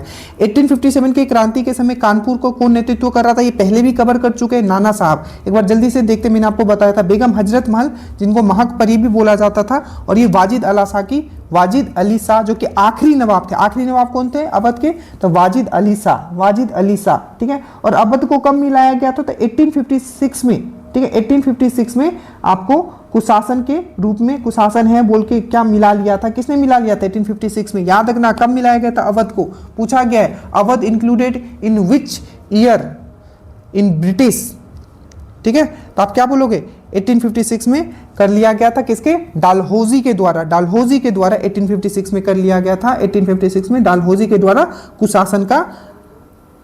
कुशासन के नाम पे, ठीक है। तो बेगम हजरत महल याद रखना, लखनऊ याद रखना, और ये महक परी के नाम से भी जाने जाते थे, ठीक है। लियाकत अली कहाँ से ले रहे थे, इलाहाबाद से ले रहे थे। बहादुर शाह जफर आपको पता है ये दिल्ली से थे, बट इनका जो मेन जो कमांडर कौन था, वो था आपका बख्त खां। कानपुर से नाना साहब याद रखिएगा, तात्या तोपे। नाना साहब को धोंदू पंत के नाम से भी जानते, धोंदू पंत के नाम से किनको जाना जाता था, नाना साहब को, ठीक है। और याद रखिएगा तात्या टोपे को किस नाम से जाना जाता था, तात्या टोपे को रामचंद्र पांडुरंग, ठीक है। आपको पूछा गया है कि Tatya Tope is also known as, तो रामचंद्र पांडुरंग आपको याद रखना है, रामचंद्र पांडुरंग आपको याद रखना है, ठीक है। झांसी से रानी लक्ष्मीबाई, बरेली से खान बहादुर खां, फैजाबाद से मौलवी अहमदुल्ला, और याद रखिएगा बिहार से बाबू कुंवर सिंह, आपको अच्छे से याद रखेंगे, पहले कर चुके हैं, ठीक है।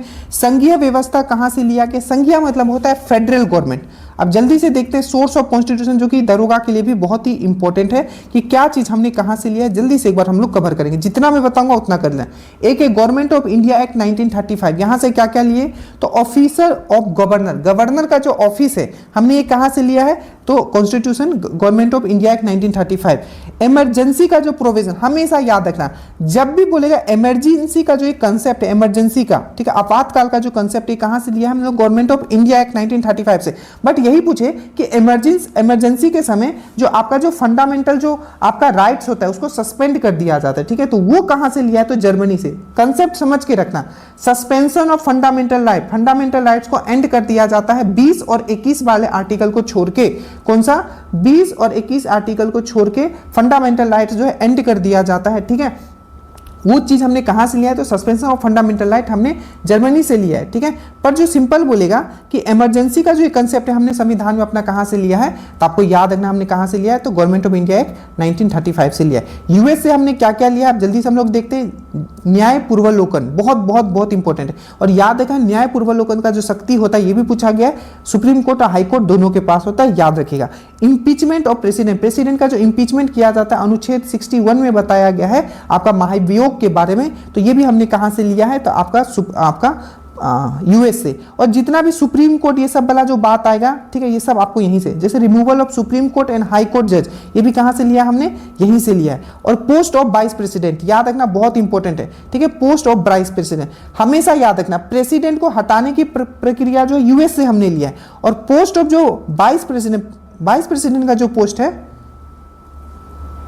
वो भी हमने यूएसए से लिया है, ये चीज आपको याद रखना है। कनाडा से याद रखना फेडरल गवर्नमेंट, हमेशा याद रखना जिस चीज में सेंटर को ज्यादा पावरफुल दिखाया गया वो कनाडा से हम लोग ने लिया है, जैसे आपका फेडरल, ठीक है। हमने यहां क्वेश्चन आपका था ना, यही क्वेश्चन था आपका, यहां देखो कि यहां देखो, ठीक है, संघीय व्यवस्था, ठीक है, फेडरल गवर्नमेंट, संघीय, ठीक है। तो फेडरल गवर्नमेंट, ठीक है, क्या बोला गया कि फेडरल गवर्नमेंट होगा जिसमें सेंटर स्ट्रांग होगा। ध्यान से, कनाडा में ये बताया गया जो भी जहां आपको संघ को ज्यादा पावर दिया गया वो सब कनाडा से लिए।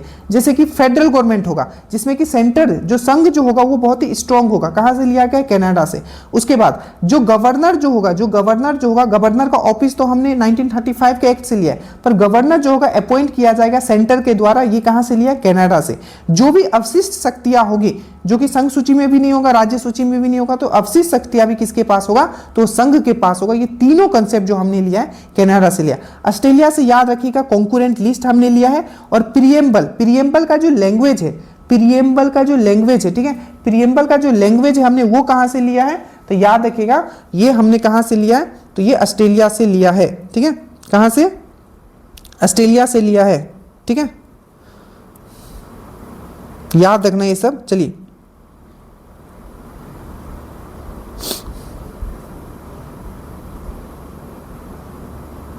आगे चलते हैं। उसके बाद है आपका जापान। हमेशा याद रखना जापान से स्टेबलाइज्ड बाय लॉ, कानून का रूल होगा। देखो अभी इसमें दोनों में बहुत कंफ्यूज आपको करवाते हैं। देखिए रूल ऑफ लॉ मतलब रूल ऑफ लॉ जो हमने लिया है कानून का लॉ होगा, ठीक है। रूल ऑफ लॉ का रूल ऑफ लॉ, तो ये हमने कहां से लिया है, ये हमने यूके से लिया है। बट बोला जाएगा कि स्टेबलाइज्ड बाय लॉ, ठीक है, प्रोसीजर स्टेबलाइज्ड बाय लॉ, तो जापान से लिया हमने, ठीक है। ये चीज याद है। अब आइए हम लोग यूके का देखते हैं। सबसे पहले जो हमारा जो पार्लियामेंट्री फॉर्म ऑफ गवर्नमेंट है, मतलब संसदीय जो प्रणाली हमने कहां से लिया है, तो यूके से लिया है। और द्वय सदमक है, दो सदन है, तो द्वय सदमक जो प्रणाली ये हमने कहां से लिया है, बाई कैमरल हमने कहां से लिया है, यूके से लिया है। एकल नागरिकता हमने कहां से लिया है, आपका यूके से लिया है। उसके बाद आपका ये देखोगे कि rule of law, procedure established by law, Japan से। रूल ऑफ लॉ जो हमने कहां से लिया, यूके से लिया। आयरलैंड से, बहुत बहुत बहुत इंपॉर्टेंट। डीपीएसपी, ठीक है, राज्य के नीति निर्देशक तत्व तो हमने कहां से लिया है, आयरलैंड से लिया है। अब ये हमेशा याद रखना, अगर बोलेगा कि राज्यसभा में जो नॉमिनेट होके आते हैं, जैसे प्रेसिडेंट क्या करते हैं, नॉमिनेट करते हैं, आपने देखा होगा 12 को नॉमिनेट करते, तो जो राज्यसभा में जो लोग नॉमिनेट होके आते हैं, ये कंसेप्ट हमने कहां से लिया है, तो आयरलैंड से। और यही दरोगा का मेन से पूछ लिया था कि जो इलेक्शन के थ्रू आते हैं, कि इलेक्शन मेंबर ऑफ राज्यसभा, ठीक है, राज्यसभा में जो इलेक्ट होके आते हैं, तो इलेक्शन जो होता है राज्यसभा का मेंबरों का, ठीक है, ये वाला कंसेप्ट हमने कहां से लिया है, तो साउथ अफ्रीका से। और नॉमिनेशन वाला आपका आयरलैंड से। Method of election of president, देखो प्रेसिडेंट का हटाने का प्रक्रिया हमने कहां से लिया था, आपका यूएस से लिया था। और उसका जो है आपका इलेक्शन का जो मेथड है हमने आयरलैंड से लिया है। फ्रांस से हमने क्या लिया है, फ्रांस क्रांति से हमें क्या मिला है, समानता, ठीक है, बंधुता और एकता, लिबर्टी, इक्वलिटी एंड फ्रेटर्निटी हमने यहां से लिया। साउथ अफ्रीका से election of member of Rajya Sabha लिया है। और अमेंडमेंट, याद रखना अमेंडमेंट कौन से अनुच्छेद में है, तो 368 में है, ठीक है। पार्ट कौन सा है, तो 20वां पार्ट है, कहां से लिए हैं, साउथ अफ्रीका से लिए। तो अमेंडमेंट का जो प्रोसीजर है, संशोधन का जो प्रोसीजर है, हमने वो लिया। और इलेक्शन जर्मनी से मैंने आपको बता दिया, ये कर देता है, सस्पेंशन ऑफ फंडामेंटल राइट को सस्पेंड कर दिया जाता है आपका इमरजेंसी के थ्रू। और यूएसएसआर, ठीक है, जिसको हम लोग आज रसिया के नाम से जानते हैं, फंडामेंटल ड्यूटीज पहले नहीं था, आपको पता है, ठीक है, पहले नहीं था। 42वां संविधान संशोधन में ये लाया गया, ठीक है, सोरेन सिंह कमेटी के रिकमेंडेशन पे, किसके, सोरेन सिंह कमेटी के रिकमेंडेशन पे, जो कि पार्ट 4A में लाया गया है, पार्ट 4A में लाया गया है। ये चीज आपको याद रखना है, ठीक है। और आर्टिकल नंबर 51A, तो फंडामेंटल ड्यूटीज हो गया। और आइडियाज ऑफ जस्टिस, ये भी आपको आइडियाज ऑफ जस्टिस जो लिया गया है, जैसे कि इन द प्रीएम्बल, ठीक है, प्रीएम्बल में जो सोशल इकोनॉमिक एंड, देखो ध्यान से, जो प्रीएम्बल जो है हमारा, उसमें सोशल इकोनॉमिक और पॉलिटिकल का जो जस्टिस का जो बात किया गया है, वो हमने प्रीएम्बल में कहां से लिया, यहीं से लिया, ठीक है। बस इसको इतना कर लेना, इससे ज्यादा आपको कुछ नहीं करना है। यहां से क्वेश्चन आएगा, आप इजिली एक क्वेश्चन आप करेक्ट करके आ जाओगे, ठीक है। तो कनाडा से हमने क्या क्या लिया, अभी फिर से रिपीट करो एक बार। सबसे पहले तो संघीय व्यवस्था, जिसमें कि सेंटर जो होगा स्ट्रांग होगा, ठीक है। अपॉइंटमेंट ऑफ गवर्नर, ठीक है, गवर्नर का जो अपॉइंट किया जाएगा वो सेंटर करेगा, ये भी हमने कहां से लिया, कनाडा से लिया है, ठीक है।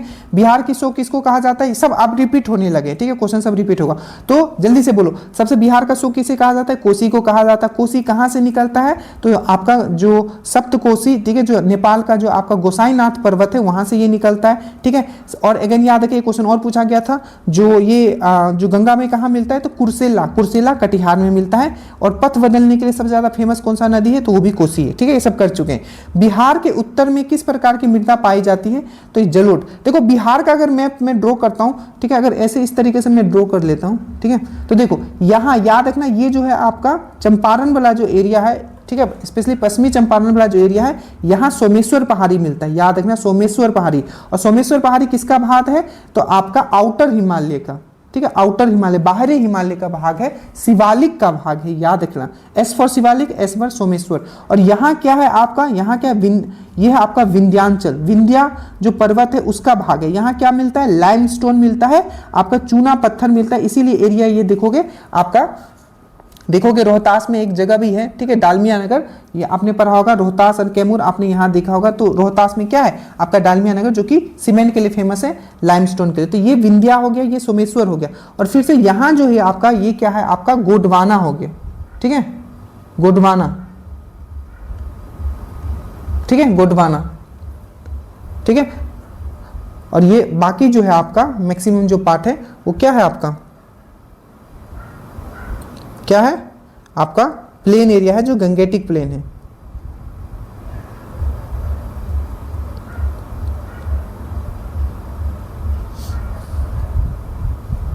चलिए आगे चलते। तो ये कुछ भी अगर पूछे तो आपको याद रखना है सब चीज, ठीक है।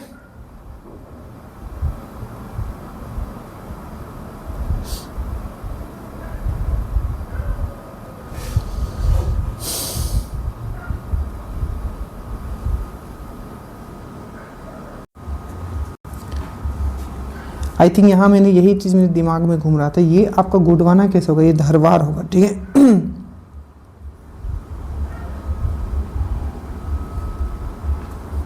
एक मिनट इसको सही कर लेता हूँ।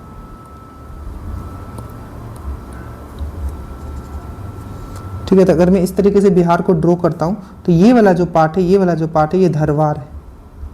धारवाड़ या छोटा नागपुर का भी पार्ट यहाँ में लगा हुआ है। ठीक है, तो ये चीज आपको समझ में आया। ये हो गया सोमेश्वर पहाड़ी, ये हो गया विंध्या, ये हो गया धरवार, और मेनली जो बीच वाला पार्ट होता है ये आपका क्या है, मैदानी भाग है। ठीक है, चलिए, तो यहाँ हो गया आपका कि बिहार के उत्तर में किस प्रकार की मृदा मिलती है, तो जलोढ़ मिट्टी मिलती है। याद रखिए, बिहार में सबसे ज्यादा मृदा कौन सा मिलता है, तो जलोढ़ मिट्टी ही मिलता है। आपको ये चीज याद रखना है। 1972 में पाकिस्तान के साथ शिमला समझौता हुआ था। ठीक है, तो उसमें प्रधानमंत्री कौन थे, तो याद रखिएगा इंदिरा गांधी थे। ठीक है, और एक गांधी इरविन पैक्ट याद रखिए, गांधी और इरविन के बीच में एक समझौता हुआ था जो बार बार पूछा जाता है। वो कब हुआ था, 5 मार्च 1931। ठीक है, उसके बाद अंगूठन का अर्थ क्या है, घूंघट या पर्दा। याद रखिएगा। प्रच्छन्न शब्द का विलोम क्या है, प्रत्यक्ष। ठीक है, इनमें से कौन सा शब्द शुद्ध है, तो इसको स्पेलिंग आपको शुद्धिकरण आता है। ठीक है, तो यह अनुगृहित। ठीक है, अप्रमेय, ये सब वर्ड आपको अच्छे से पढ़ के जाना है। वन वर्ड सब्स्टिट्यूशन में आता है, जिसको इंग्लिश में बोलते हैं। ठीक है, अप्रमेय किस वाक्यांश के लिए शब्द है, जो प्रमाण से सिद्ध ना हो सके। ठीक है, उसके बाद क्लोरोफॉर्म, ये सब मैं आपको करवा चुका हूं। क्लोरोफॉर्म का क्या होता है, CHCl3। ठीक है, एनेस्थीसिया में भी क्लोरोफॉर्म को यूज किया जाता है। और एक आपका पूछा था कि चूना पत्थर, चूना पत्थर क्या होता है, कैल्शियम कार्बोनेट। जितने भी फॉर्मूला से आपको केमिस्ट्री वाले बने हैं, मैंने आपको ऑलरेडी PDF में लगा दिया और वीडियो आपका यूट्यूब पे भी पड़ा हुआ। एलम का भी फॉर्मूला पूछा गया था, वो हम आगे देखेंगे। ठीक है, उसके बाद लिंगयात समुदाय की स्थापना 12वीं सदी में किसने किया था, तो ये महात्मा, ठीक है, बस वर्णन ने किया था। तो ये कुछ यूनिक क्वेश्चन एक मुझे ये दिखा था। ठीक है, तो ये किसी एग्जाम से इन्होंने उठाया होगा। ठीक है, तो घबराना नहीं, एक क्वेश्चन अगर ऐसा दिख जाए तो। ध्वनि के बारे में मैंने पूरा पढ़ा दिया। मैंने बोला ना, साइंस में मतलब छूटेगा ही नहीं। ध्वनि के बारे में आपको पूरा पढ़ा दिया। तो धनु जो होता है बेसिकली क्या होता है, अनुदैर्घ्य होता है, लॉन्गिट्यूडनल होता है। क्योंकि जब एयर में ये ट्रेवल करता है, ठीक है, जब ये एयर में ट्रेवल करता है, चाहे लिक्विड में ट्रेवल करता है, तो लॉन्गिट्यूडनल वेव में करता है। बट अगर ये सॉलिड में ट्रेवल करता है तो लॉन्गिट्यूडनल और आपका ट्रांसवर्स दोनों में करता है। याद रखना, मतलब अगर सॉलिड में ट्रेवल करेगा आपका क्या, ठोस में अगर ट्रेवल करेगा साउंड वेव, तो अनुदैर्घ्य और अनुप्रास दोनों तरीके से करेगा। बट अगर ये लिक्विड और गैस में करेगा तो वो अनुदैर्घ्य आपका होगा, डेट मीन सिर्फ लॉन्गिट्यूडनल होगा। बाकी मैंने बहुत चीज से समझाया। ये क्या है, एक यांत्रिक तरंग है, डेट मीन से निर्वात में गमन नहीं कर पाएगा। याद रखिएगा। प्रेशर के साथ इसके ऊपर कोई इफेक्ट नहीं होता है। ठीक है, ये भी चीज आपको याद रखिएगा। आपका स्पीड ऑफ साउंड पे प्रेशर का कोई इफेक्ट नहीं होता है। बाकी साउंड से मैंने क्या क्या करवाया था आपको, एक बार प्लीज आप इससे पहले वाले वीडियो देख लेना, करा दिया गया। देखिए उसके प्राकृतिक जो भी प्राकृतिक तत्व है, ठीक है, जो भी आपका जो नेचुरल जो एलिमेंट है, ठीक है, को संसाधन को कौन परिवर्तन करता है? सिंपल सी बात है, मानव ही तो करता है। मान लो पेड़ है, चारों तरफ आपका पेड़ है, पर उसको काट काट के क्या करना है? घर बना रहा है, तो क्या है? यही आपका परिवर्तन करना होगा। कृत्रिम पारिस्थितिकी तंत्र, कृत्रिम पारिस्थितिकी तंत्र मतलब होता है आपका जो आर्टिफिशियल जो आपका इकोसिस्टम है का उदाहरण है। तो याद रखिएगा, आर्टिफिशियल इकोसिस्टम का उदाहरण क्या है? फसल युक्त खेत। क्योंकि फसल क्या है? वो क्या है? वो हम लोग लगाते हैं, ठीक है, वो नेचर के द्वारा नहीं लगाया गया। तो क्या है? वो एक कृत्रिम पारिस्थितिकी तंत्र है। डेट मीन्स आपका क्या है? एक आर्टिफिशियल आपका क्या है? आपका आर्टिफिशियल क्या है? आपका क्या है? आर्टिफिशियल क्या है? वो आपका एक सिस्टम। एक चीज और याद रखना, दो वर्ड याद रखना, एक होता है इकोसिस्टम और एक होता है इकोलॉजी, ठीक है, ठीक है। आई थिंक एक बार क्वेश्चन पूछा गया था, हु कॉइंड इकोसिस्टम, तो ये आई थिंक क्वेश्चन पूछा गया था, और एक पूछा गया था इकोलॉजी पे। तो ये दोनों याद रखना। इकोसिस्टम किसने दिया था? पारिस्थितिकी तंत्र किसने दिया था? ठीक है, तो ये दिया था टेंसले ने। तो मैंने बोला था इस सिस्टम में रहोगे तो पूरा टेंशन में रहोगे, ठीक है। तो पारिस्थितिकी तंत्र बोले तो टेंसले ने दिया था। और एक था इकोलॉजी, इकोलॉजी, तो इकोलॉजी जो किसने दिया था? तो इकोलॉजी जो दिया था हैकल ने दिया था, आई थिंक, ठीक है। आई थिंक क्वेश्चन में पूछा गया था हु कॉइंड इकोलॉजी, ठीक है। तो इन दोनों का आपको याद रखना है, ठीक है, कि इसको हैकल ने दिया था इकोलॉजी को, ठीक है, पारिस्थितिकी को, ठीक है। पारिस्थितिकी को किसने दिया? तो आपको इकोलॉजी को दिया हैकल ने, HECKEL, हैकल। और इकोसिस्टम पारिस्थितिकी तंत्र को किसने दिया? डेट मींस इकोसिस्टम को किसने दिया? तो टांसले। Ecosystem Tansley, ecology हैकल। अच्छे से याद रखना, क्वेश्चन पूछा गया। अब देखो, जो भी हम लोग बात करते हैं, एक आर्टिफिशियल इकोसिस्टम है, एक पारिस्थितिकी, ठीक है, मतलब एक आपका कृत्रिम पारिस्थितिकी तंत्र है, उसको हम लोग बोलते हैं XC2 बोलते हैं। ये आपका इन्वायरमेंट में पर होगा। XC2 क्या होता है? तो मान लीजिए कोई ऐसा जगह जहां से हम लोग क्या करते हैं, जैसे कि देखो ये है XC2 मतलब क्या होता है? जैसे कि आप देखो, बोटैनिकल गार्डन, वनस्पति उद्यान, चिड़ियाघर, ठीक है, बीज बैंक, ठीक है, और एक्वेरियम। एक्वेरियम ये सब क्या है? ये हमने बनाया है, तो क्या हो गया? ये आपका XC2 का एग्जांपल है। बीज बैंक ये भी क्या है? XC2 है। चिड़ियाघर भी क्या है? XC2 है, ठीक है। चिड़ियाघर मतलब यहां से बाघ क्या करते हैं हम लोग? बाघ क्या जंगल से उठाते हैं और चिड़ियाघर में रख देते हैं। तो ये क्या है? ये क्या आर्टिफिशियल चीज है? ये क्या है? कृत्रिम इकोसिस्टम है, कृत्रिम पारिस्थितिकी तंत्र। तो जितने भी कृत्रिम पारिस्थितिकी तंत्र होते हैं, आर्टिफिशियल इकोसिस्टम होते हैं, उसको हम लोग XC2 बोलते हैं। XC2 मतलब बाहर ले गया, X बाहर ले गया, ठीक है, XC2, ठीक है। तो वनस्पति उद्यान, चिड़ियाघर, बीज बैंक, एक्वेरियम, ये सब क्या XC2 है। ये पारिस्थितिकी तंत्र का उदाहरण है, ठीक है, जैसे खेत हो गया ये सब। और एक होता है इन सिटू। इन सिटू क्या है? तो ये क्या है? आपका नेचुरल इकोसिस्टम का एग्जांपल होता है, जैसे कि राष्ट्रीय उद्यान, नेशनल पार्क। नेशनल पार्क में क्या है? जहां जो जानवर था उसको उसी के अंदर रखा गया है, बस उसको अच्छे से मैनेज करके रखा गया है। वन्यजीवी अभ्यारण्य, बायोस्फीयर रिजर्व, ठीक है। तो ये सब जितने भी चीजें, ठीक है, ये सब क्या है? आपका इन सिटू के एग्जाम्पल है। तो इन सिटू जब भी बोले तो याद रखना ये प्राकृतिक, ठीक है, पारिस्थितिकी तंत्र होता है, आपका नेचुरल इकोसिस्टम होता है। वही XC2 बोलेगा तो ये क्या है? कृत्रिम पारिस्थितिकी तंत्र। पवित्र उपवन क्या होता है? पवित्र उपवन मतलब मान लो कि कहीं एक पेड़ लगा हुआ है, उसको हम लोग पूजते हैं, तो पेड़ जहां है वहीं पूजते हैं, ठीक है। फिर उस पेड़ को हम अपने घर में लेके नहीं आ जाते, तो वो भी एक प्राकृतिक, ठीक है, इकोसिस्टम का एग्जाम्पल है, याद रखना, ठीक है। रावत भाटा परमाणु, ठीक है, संयंत्र कहाँ है? रावत भाटा परमाणु संयंत्र कहाँ है? तो राजस्थान में। अब देखो जल्दी से एक बार देख लेते हैं, बहुत अच्छे से आपको हर एक चीज करवाया गया अगर आप ड्रीम डोज से जुड़े हुए हो, ठीक है। इतना मेहनत कर दिया गया है कि आप इजिली इस बार वर्दी ले लोगे। तारापुर अगर हम लोग बात करें, जो कि सबसे पहला देश का पहला नाभिकीय ऊर्जा केंद्र कौन था? तारापुर था, जो कि 1969 में लगा था, महाराष्ट्र में है, ठीक है। अमेरिका का हेल्प से लगा था। ट्रिक से ये मैं याद करवा चुका हूं आपको।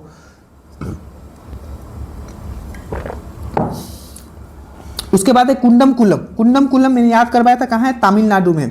रावत भाता, ठीक है, राजा का घर दावत हुआ था, रावत दावत, ठीक है, राजस्थान। नरोरा बुलंदशहर उत्तर प्रदेश। कैगा कर्नाटका में। ककरापारा गुजरात में। कलपक्कम तमिलनाडु में। और जयपुर महाराष्ट्र में। ये सब चीज मैं आपको करवा चुका हूं, एक बार जल्दी से आप यहां से रिवाइज कर लीजिए। कुछ पॉइंट और आपको याद रखना है, जैसे आपको पूछेगा एटॉमिक एनर्जी कमीशन, परमाणु ऊर्जा आयोग का स्थापना कब हुआ था? 1948 में। वही आपको बोलेगा department of atomic energy, that means यहां है आयोग बट यहां है डिपार्टमेंट। तो तो परमाणु ऊर्जा डिपार्टमेंट कब खोला गया? तो 1954 में। और जो ये आयोग बनाया गया था किसके द्वारा? होमी जहांगीर बाबा। इसीलिए याद रखिएगा, होमी जहांगीर बाबा ने आयोग बनाया था, इसलिए भारत में परमाणु ऊर्जा का जनक किसको माना जाता है?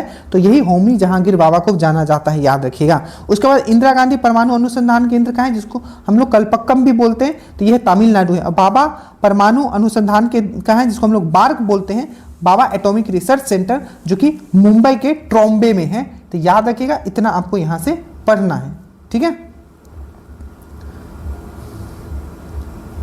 उसके बाद ये आपका इंदिरा गांधी नहर कहां से निकलती है? सबको पता है, हरिक्का बैरेज। हरिक्का बैरेज याद रखिएगा, भारत का सबसे लंबा नहर कौन सा है? तो वो यही है। हमने आपको एक और पढ़ाया था, त्रिवेणी नहर। तो त्रिवेणी नहर किस पे बना हुआ है? गंडक नदी पे बना हुआ है। बिहार में गंडक नदी पे त्रिवेणी नहर बना हुआ है, जो कि आपका कहां है? पश्चिमी चंपारण में है, ठीक है। याद रहेगा, इंद्रपुरी बैराज रोहतास में बना हुआ है, इंद्रपुरी बैराज, जो कि आपका सोन नदी पे बना हुआ है, वो भी चीज आपको याद रखना है, ठीक है। अब देखो, इंदिरा गांधी नहर क्या है? भारत का सबसे बड़ा नहर है, सबसे बड़ा कैनल है। ये कौन से दो नदियों पे बसा हुआ है? मतलब तो सतलज और ब्यास के मिलने का कॉन्फ्लुएंस जो है, ठीक है, सतलज और ब्यास जहां मिलता है वहीं से ये नहर निकलता है। और कहां है ये नहर? तो पंजाब में है, याद रखिएगा, ठीक है।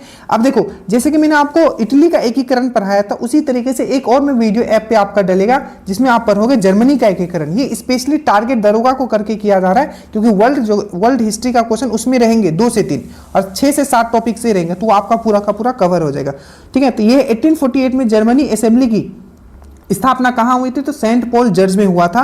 तो ये 1848 का ये जो जर्मनी असेंबली है, इसको हम लोग फ्रैंकफर्ट नेशनल असेंबली भी कहते थे, ठीक है, जो कि कहां हुआ था? सेंट पॉल जर्ज में हुआ था। इसका बेहतरीन एक नोट दे दिया जाएगा, जैसे कि आपका फ्रेंच रिवॉल्यूशन, वर्ल्ड वॉर 1, ये सब का जो दिया गया है, रशियन रिवॉल्यूशन, उसी प्रकार से, ठीक है। महाराष्ट्र में कौन सा परमाणु संयंत्र है? देखिए, फ्रेंच रिवॉल्यूशन जो मैं बोल रहा हूं, जैसे फ्रेंच रिवॉल्यूशन था, इसी वीडियो ये जो सीरीज चलाया गया, इसी में आपको कंप्लीट करवा दिया गया है। तो फिर आपका अगले वीडियो में देखा जाएगा कि आपका ये आपका जर्मनी वाला भी कंप्लीट करवा दिया जाएगा, ठीक है।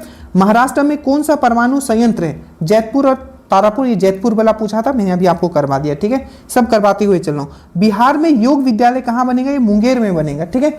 मुंगेर में, ठीक है। कहां बनेगा? मुंगेर में, गंगा नदी के किनारे बनेगा आपका बिहार में योग विद्यालय। भीम बांध का है? भीम बांध का है, तो भीम बांध भी मुंगेर में है, याद रखिएगा। भीम बांध का है तो मुंगेर में है, याद रखिएगा, ठीक है। अब देखो, कहलगांव थर्मल पावर प्लांट कहाँ है? तो भागलपुर में। भागलपुर को हम लोग और किस नाम से जानते हैं? तो सिल्क सिटी के नाम से भी जानते हैं, भागलपुर, ठीक है। भागलपुर में क्या है? विक्रमशिला जो विश्वविद्यालय है, विक्रमशिला यूनिवर्सिटी है, किसने बनवाया था विक्रमशिला यूनिवर्सिटी? बिहार स्पेशल का 2 वीडियो मैंने दिया, बस वही कर लेना, बस काम तमाम, ठीक है। तो आपका याद रखिएगा, जो भागलपुर है, पहला याद रखोगे Kahalgaon thermal power plant Bhagalpur में। विक्रमशिला जो आपका जो डॉल्फिन सेंचुरी है, विक्रमशिला जो डॉल्फिन अभ्यारण्य, वो कहाँ है? वो भी आपका भागलपुर में है। और याद रखिएगा, जो विक्रमशिला जो आपका विश्वविद्यालय है, जिसको धर्मपाल ने बनवाया था, वो भी कहाँ है? भागलपुर में है, ठीक है। सिल्क सिटी किसको कहा जाता है? तो भागलपुर को कहा जाता है। वाल्मीकि नेशनल पार्क का है, तो वेस्टर्न चंपारण है, पश्चिमी चंपारण में। और याद रखिएगा, अभ्यारण्य बोले डॉल्फिन अभ्यारण्य, तो ये भागलपुर में, पर डॉल्फिन अनुसंधान केंद्र बोले, जो इंडिया का एकमात्र डॉल्फिन अनुसंधान केंद्र है, वो कहाँ है? तो वो आपका पटना में है, याद रखना। ये आपका मैथ्स का क्वेश्चन है, हाईलाइट मैंने कर दिया है। मैथ्स एक दिन देखो, मैथ्स के जितने मैंने आपको ऐप पे करवा दिया, अगर आप उतना कर लिया तो आपके क्वेश्चंस नहीं छूटेंगे। तो ऐप वाला वीडियोस आप जरूर कर लीजिएगा, अगर आप दरोगा वाले कोर्स बैच में हो तो, ठीक है। एक गाड़ी ये कर लेंगे, देखो मीटर पर सेकेंड, ठीक है, किलोमीटर पर आवर, बस ये सब चेंज करने आना चाहिए आपको, ठीक है। इसको कर लेंगे, घबराने की बात नहीं। जजिया कर को किसने समाप्त किया था? देखिए, जजिया कर का अगर हम लोग बात करें तो सबसे पहले अगर जजिया कर का जो इन्वेंशन होता है, मतलब शुरुआत जो होता है, देखिए भारत में क्या था, पहले मुस्लिम नहीं थे, ठीक है। तो ये जो आपका भारत है, जिसमें कि अभी आप देख रहे हो पाकिस्तान, अफगानिस्तान, ये सब ठीक ऑलमोस्ट ईरान तक आप मान के चलो, ठीक है। तो पूरा भारत, तो भारत में जो पहला आक्रमण होता है, मुस्लिम आक्रमण होता है, जो मुस्लिम बाहर से लोग आते हैं भारत में, ठीक है, वो पहले कौन मुस्लिम होते हैं? तो वो अरब मुस्लिम होते हैं। रियल मुस्लिम जो थे आपके, जो अरब मुस्लिम सबसे पहले आपके यहाँ आते हैं, जिसका नाम था, पहला सफल आक्रमण जो होता है मोहम्मद बिन कासिम का होता है। और उस समय जो राजा होता है सिंध पे, वो होता है दाहिर होता है, ठीक है। तो सबसे पहले ये जो 1712 में मोहम्मद बिन कासिम आता है, यही आपका क्या लगाता है? आपका जजिया कर लगाता है गैर मुसलमानों पे, याद रखिएगा, गैर मुसलमानों पे। बट ये क्या करता है? ब्राह्मणों को पे ये नहीं लगाता है, और छोटे बच्चों पे भी ये नहीं लगाता है, ठीक है। तो बट आगे चल के क्या होता है, भारत में जजिया सबसे पहले यहाँ लिखा कि जजिया कर को किसने समाप्त किया था, तो ऑप्शन में अगर अकबर, वहाँ आपका अभी क्वेश्चंस के ऊपर है, मैं पूरा इसको समझा देता हूँ। तो यहाँ दिया है मुगल बादशाह अकबर। भारत में जजिया कर सबसे पहले मोहम्मद बिन कासिम 1712 में वो आता है, तब लगाता है। फिरोज शाह तुगलक, याद रखिएगा, पर मोहम्मद बिन कासिम ने आपका मुसलमान, ये जो आपका ब्राह्मणों पे नहीं लगाया था। तो एक क्वेश्चन पूछाता है कौन सा ऐसा मुस्लिम शासक था जिसने ब्राह्मणों पे भी, ठीक है, ब्राह्मणों पे भी क्या कर दिया था, आपका जजिया कर लगा दिया था, तो वो था आपका फिरोज शाह तुगलक। फिरोज शाह तुगलक से बहुत क्वेश्चन पूछे जाते हैं, ठीक है।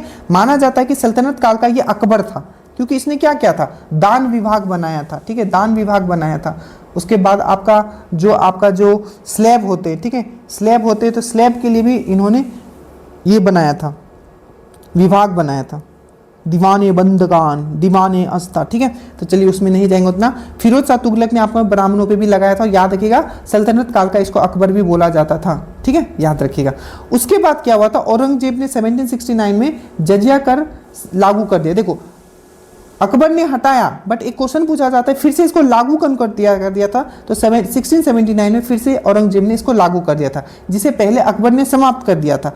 बट आखिरी रूप से जो जजिया कर कोई समाप्त करता है तो वो है मोहम्मद रंगीला, ठीक है, मोहम्मद शाह रंगीला। ये वही मोहम्मद शाह रंगीला है जिसने बैटल ऑफ करनाल, आपने सुना होगा 1739 में क्या होता है, बैटल ऑफ करनाल, क्या होता है 1739 में क्या होता है, बैटल ऑफ करनाल होता है। किसके बीच में होता है, तो क्वेश्चन पूछा जाता है कि जो आपका नेपोलियन किसको बोला जाता है, ईरान का नेपोलियन किसको बोला जाता है, तो नादिर शाह को। तो नादिर शाह के साथ क्या होता है, 1739 में बैटल ऑफ आपका करनाल होता है। और याद रखिएगा, तख्त ए ताउस आपने सुना होगा, पीकॉक थ्रोन, ठीक है, तो पीकॉक थ्रोन, तख्त ए ताउस पे आखिरी जो राजा सुल्तान जो बैठा था, मुसलमान जो आपका जो मुस्लिम शासक बैठा था, वो कौन था आपका, तो ये था आपका मोहम्मद शाह रंगीला। इसके बाद क्या होता है, तो इसके बाद क्या होता है, इसको ये जो तख्त ताउस जो है और कोहिनूर हीरा जो है, ये जो नादिर शाह है वो लेके चला जाता है। ये चीज आपको याद रखना है, ठीक है। तो ये सब कॉन्सेप्ट मैं आपको पहले भी बता चुका हूँ।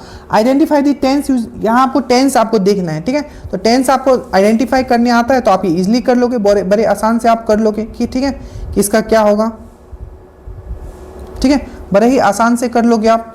इसका क्या होगा, देखो टेंस में देखो, वेलकम टू दी सेरेमनी, तो वेलकम कर रहा है मतलब ये तो एक तो समझ में आएगा कि प्रेजेंट तो हो गई, ठीक है, टू दी सेरेमनी, ठीक है। तो इनडेफिनेट टेंस है, तो प्रेजेंट इनडेफिनेट टेंस है, ये चीज इसको आपको समझ में आ गया। हाइपन का यूज क्यों करते हैं, ऐसे सिंबल देते हैं, ऐसे सिंपल, तो क्या करते हैं, दो वर्ड को करने के, to join the words together, hyphen ऐसे देते हैं ना, बीच में दो वर्ड के बीच में ऐसे जो खींचते हैं, तो वर्ड्स को ज्वाइन करने के लिए हाइपन देते हैं, ठीक है। उसके बाद है fill in the blanks correct option, my mother was proficient, अब वहां लिखा होगा इन ऑफ द, क्या होगा, तो माई mother was proficient in English, क्या होगा, इन इंग्लिश, ठीक है। चेंज द वॉइस, वॉइस वाला आपका दरोगा में भी दो क्वेश्चन पूछा जा सकता है, वॉइस को चेंज करना, डायरेक्ट इनडायरेक्ट, ठीक है। He drop him out of the train, ठीक है, उसने ड्रॉप कर दिया out of the train. He was driven out of the train by us, ठीक है, ये चीज याद रखना, तो घबराना नहीं है, ठीक है, सब देख के इतना तो कर दिया। आपका टारगेट देखो, मैं फिर से कह रहा हूं, आप घबराओ मत, ठीक है। अगर 100 क्वेश्चन हैं, ठीक है, 17 से 18 क्वेश्चन आपको हिंदी के, या मान लीजिए 15 क्वेश्चन आपको हिंदी इंग्लिश मिला के आया, ठीक है, तो हिंदी के आप इजिली कर लोगे, और इंग्लिश के अगर एक दो छूट भी जाते तो कोई प्रॉब्लम नहीं है, बाकी तो कर लोगे, ठीक है। और आपका अगर आप गर्ल हो, ठीक है, कटअप पे हम लोग बात करेंगे, अगर गर्ल हो तो 50 प्लस लाओगे तो एकदम फुल सेफ रहोगे, और अगर आप बॉयज हो तो अगर 60 प्लस लाओगे तो एकदम फुल सेफ हो, एकदम कोई टेंशन नहीं है आपका, ठीक है।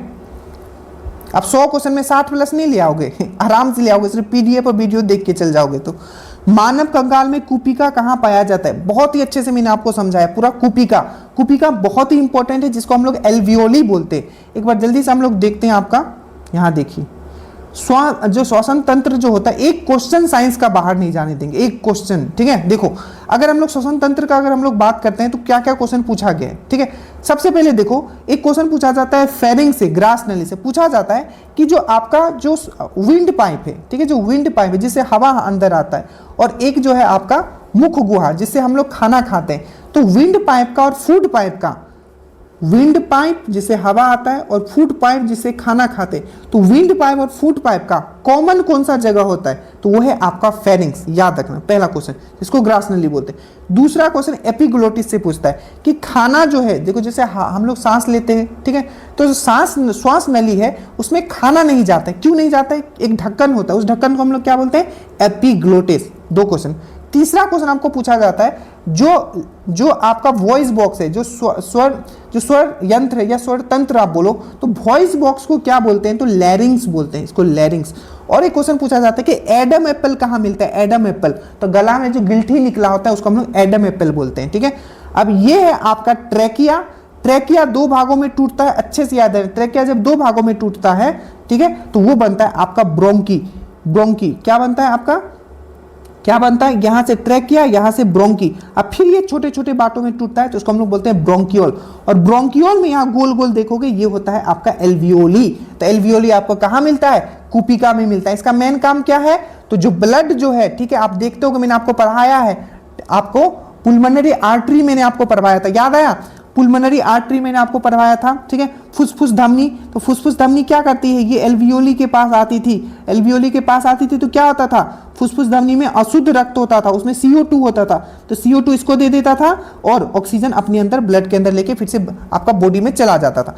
तो मेनली इसका जो काम है ये गैसों का एक्सचेंज वाला काम होता है। CO2 ले लेता है ब्लड से और O2 उसको दे देता है। और कौन सा प्रोसेस से, तो आपका डिफ्यूजन प्रोसेस है। तो याद रखना है जितना भी चीज मैंने बताया है कुपिका को लेके सब यहीं से क्वेश्चंस रहेंगे, ठीक है। सबसे ज्यादा किस सब्जेक्ट का क्वेश्चंस रहता है ये तो पता है ना, साइंस के रहते हैं। साइंस में आप क्या हो, आप मास्टर हो। चलो उसके बाद देखो एल्वियोली का बात करते हैं तो क्या करता है, एक्सचेंज ऑफ गैस होता है, ऑक्सीजन को लेता है, CO2 को बाहर छोड़ता है, ठीक है। लैरिंग्स क्या होता है, लैरिंग्स मैंने आपको बताया था, ठीक है। स्वर तंत्र क्या है, तो लैरिंग्स क्या है, आपका वॉइस बॉक्स है। फेरिंग्स क्या है, कॉमन जगह होता है, किसके बीच में कॉमन जगह होता है, तो वायु मार्ग और भोजन नली के बीच में, ठीक है, याद रखिएगा।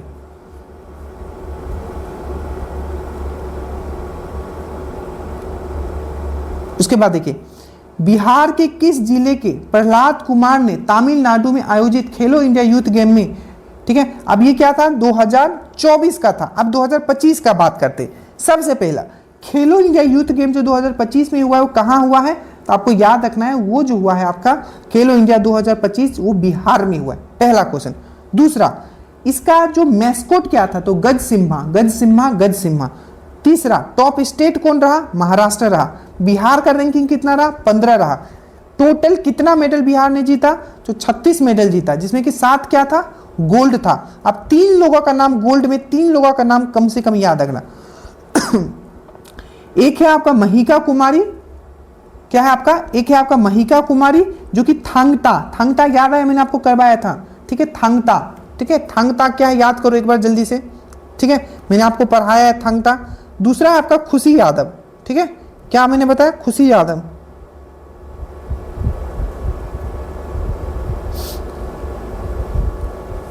थांगता, ठग लिया, मनी ठग लिया, मनी ठग लिया, तो ये क्या है, मार्शल आर्ट मैंने करवाया था ना, मणिपुर का एक डांस है मार्शल आर्ट, ठग लिया मनी, ठीक है। तो थांगता एक क्या है आपका मार्शल आर्ट है, याद रखना, डांस है पर मार्शल आर्ट वाला डांस है। तो महिका कुमारी। उसके बाद खुशी यादव 200 मीटर, ठीक है, 200 metre 2000 metre I think race में इन्होंने जीता है, ठीक है, गोल्ड जीता है। उसके बाद है अलका सिंह, इन्होंने गोल्ड जीता है शॉर्ट फुट में। तो ये तीनों का नाम याद रखना, तीनों गर्ल है, महिका कुमारी, खुशी, खुशी हो गया 2000 मीटर, ठीक है, अलका हो गए गोल्ड शॉर्ट फुट में, और ये हो गए महिका थांगता, ठीक है, याद रहेगा। आगे चले, अंतरराष्ट्रीय सीमा शुल्क दिवस हम लोग कब मनाते हैं, क्या पूछा गया, अंतरराष्ट्रीय सीमा शुल्क दिवस हम लोग कब मनाते हैं, पूरा का पूरा डेट में आपको करवा चुका हूं इससे पहले वाले वीडियो में, याद रखना 26 जनवरी को हम लोग अंतरराष्ट्रीय शुल्क दिवस हम लोग मनाते हैं। उसके बाद है सारथी मोबाइल, ये ऐप वाला है, तो जब मैं आपको करंट वाला करवाऊंगा, जैसे कि हाथी ऐप किसने लॉन्च किया, ये 2024 वाला था, और ये आपका 2024 में अभी भी आपका लिखा हुआ है, जाके देख लेना, सब आपका PDF से आया हुआ है। जो करंट वाला PDF दिया गया था, ये वाला PDF कहाँ गया, ये वाला PDF, इसमें अभी भी सब लिखा हुआ है, 2024 का भी लिखा हुआ है इसमें, ठीक है। तो ये है आपका हाथी ठीक है। उसके बाद है लोकपथ, हाथी ऐप किसने लॉन्च किया है? तो असम सरकार ने। लोकपथ ऐप किसने लॉन्च किया है? तो आपका मध्य प्रदेश सरकार ने। सचेत ऐप किसने लॉन्च किया था? तो डिजास्टर मैनेजमेंट अथॉरिटी ने किया था, ठीक है। आपदा प्रबंधन ने किया था, आपदा प्रबंधन अथॉरिटी ने किया था। आपको ये चीज याद रखना है, ठीक है। तो ये हम लोग करंट में भी कवर। विश्व जल दिवस मनाया जाता है, कवर कर चुके हैं विश्व जल दिवस 22 मार्च को। और इस बार का जो थीम है 2025 में, अगर ये वीडियो देख रहे हो तो प्रिजर्व ग्लेशियर। अगर आप जिस ईयर में देख रहे हो इस वीडियो को, क्योंकि फ्यूचर में भी काम आएगा, चाहे आप दरोगा देखो, बीएसएससी दोगे, क्योंकि क्वेश्चंस यही रहते, तो आप कमेंट करोगे आप जिस समय में देख रहे हो उस समय का क्या है इसका। उसके बाद है विश्व खाद्य दिवस कब मनाया जाता है? अब देखो, अगर आप मेरे स्टूडेंट हो, हमेशा मैं 3 चीज एक साथ करवाता हूं। एक है विश्व खाद्य दिवस 16 अक्टूबर, विश्व खाद्य सुरक्षा दिवस मतलब वर्ल्ड फूड डे 16 अक्टूबर, वर्ल्ड फूड सेफ्टी डे 7 जून, और विश्व मृदा दिवस 5 दिसंबर, वर्ल्ड सॉइल डे 5 दिसंबर, ठीक है। अच्छे से याद रखना। तो विश्व खाद्य दिवस 16 अक्टूबर, विश्व खाद्य सुरक्षा दिवस 7 जून और विश्व मृदा दिवस 5 दिसंबर आपको याद रखना है, ठीक है। चंपारण सत्याग्रह 1917, ये सब हम लोग कर चुके हैं। प्रारूप समिति के अध्यक्ष कौन थे? बी.आर. अम्बेडकर। प्रारूप समिति कब फॉर्म हुआ? तो 29 अगस्त। 7 मेंबर थे, सब चीज डिस्कस किया जा चुका है। संपूर्ण क्रांति का नारा किसने दिया था? याद रखिएगा, संपूर्ण क्रांति, ठीक, कंप्लीट फ्रीडम का जो नारा दिया था, जिसको हम लोग क्या बोलते हैं, क्वेश्चन भी पूछा गया था आपका दरोगा में, लोक नायक के नाम से किनको जाना जाता है? तो जेपी नारायण, जयप्रकाश नारायण को हम लोग लोक नायक के नाम से जानते हैं। जन नायक के नाम से किनको जानते हैं? कर्पूरी ठाकुर को जानते हैं। और देश नायक के नाम से किसको जानते हैं? तो सुभाष चंद्र बोस को जानते हैं, ठीक है। किसको जानते हैं? सुभाष चंद्र बोस को हम लोग जानते हैं। ये चीज आपको याद रखना है, ठीक है। जननायक कर्पूरी ठाकुर, देश नायक आपको सुभाष चंद्र बोस। और सुभाष चंद्र बोस के जन्म पे 23 जनवरी को हम लोग क्या मनाते हैं? पराक्रम दिवस मनाते हैं। 23 जनवरी को हम लोग क्या मनाते हैं?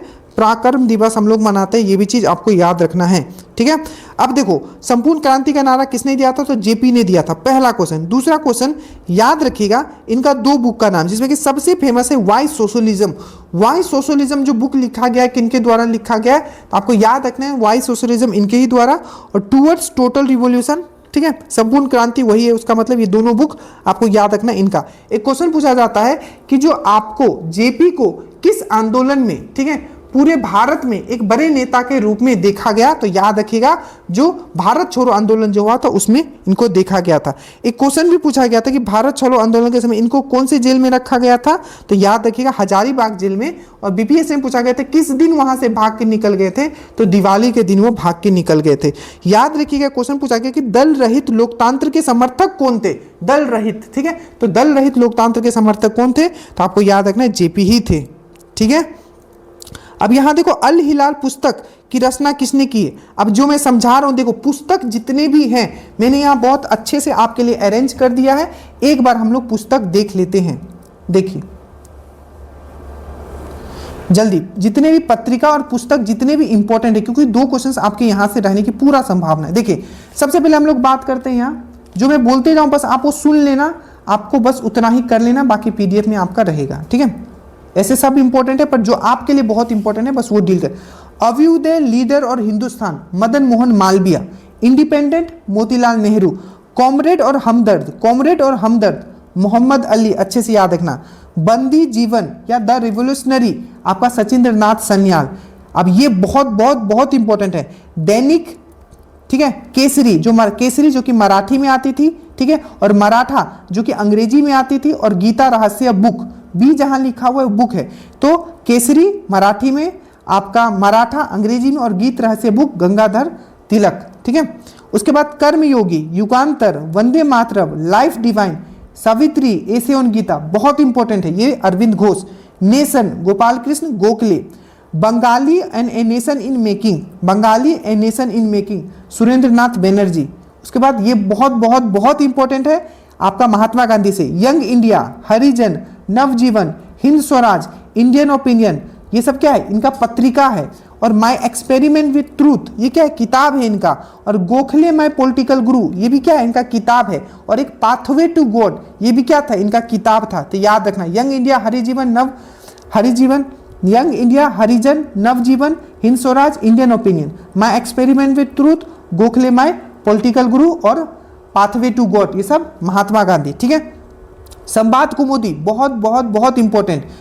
मिरातुल अखबार बहुत बहुत बहुत इंपॉर्टेंट, और गिफ्ट टू मोनोथेसिस, तो ये संवाद कुमुदी और मिरातुल अखबार ये बंगाली में था और ये फारसी में था, ये पत्रिका है, ठीक है, याद रखिएगा। और गिफ्ट टू मोनोथेसिस जो कि पर्शियन में लिखा गया था, ये राजा राममोहन रॉय, याद रखना। सोम प्रकाश बहुत इंपॉर्टेंट है, सोम प्रकाश, ईश्वर चंद्र विद्यासागर। अमृत बाजार पत्रिका, याद रखिएगा, शिशिर कुमार घोष, ठीक है, ये वही पत्रिका था जो डर से क्या किया था, वेनिकुलर प्रेस एक्ट के डर से क्या किया था, बंगाली से इसने अंग्रेजी में ट्रांसलेट कर दिया था, ठीक है। एनी बेसेंट बहुत इंपॉर्टेंट है। कॉमनवेल्थ, याद रखना, कॉमनवेल्थ और न्यू इंडिया, यंग इंडिया बोलेगा तो महात्मा गांधी, और न्यू इंडिया बोलेगा तो एनी बेसेंट, याद रखना, ठीक है। उसके बाद है रस्त गफ्तूर, दरोगा में ऑलरेडी आ चुका है, गुजराती भाषा में आता था 1854, दादाभाई नारोजी, याद रखिएगा, दादाभाई नारोजी। इंडिया डिवाइडेड बहुत इंपॉर्टेंट है, doctor Rajendra Prasad.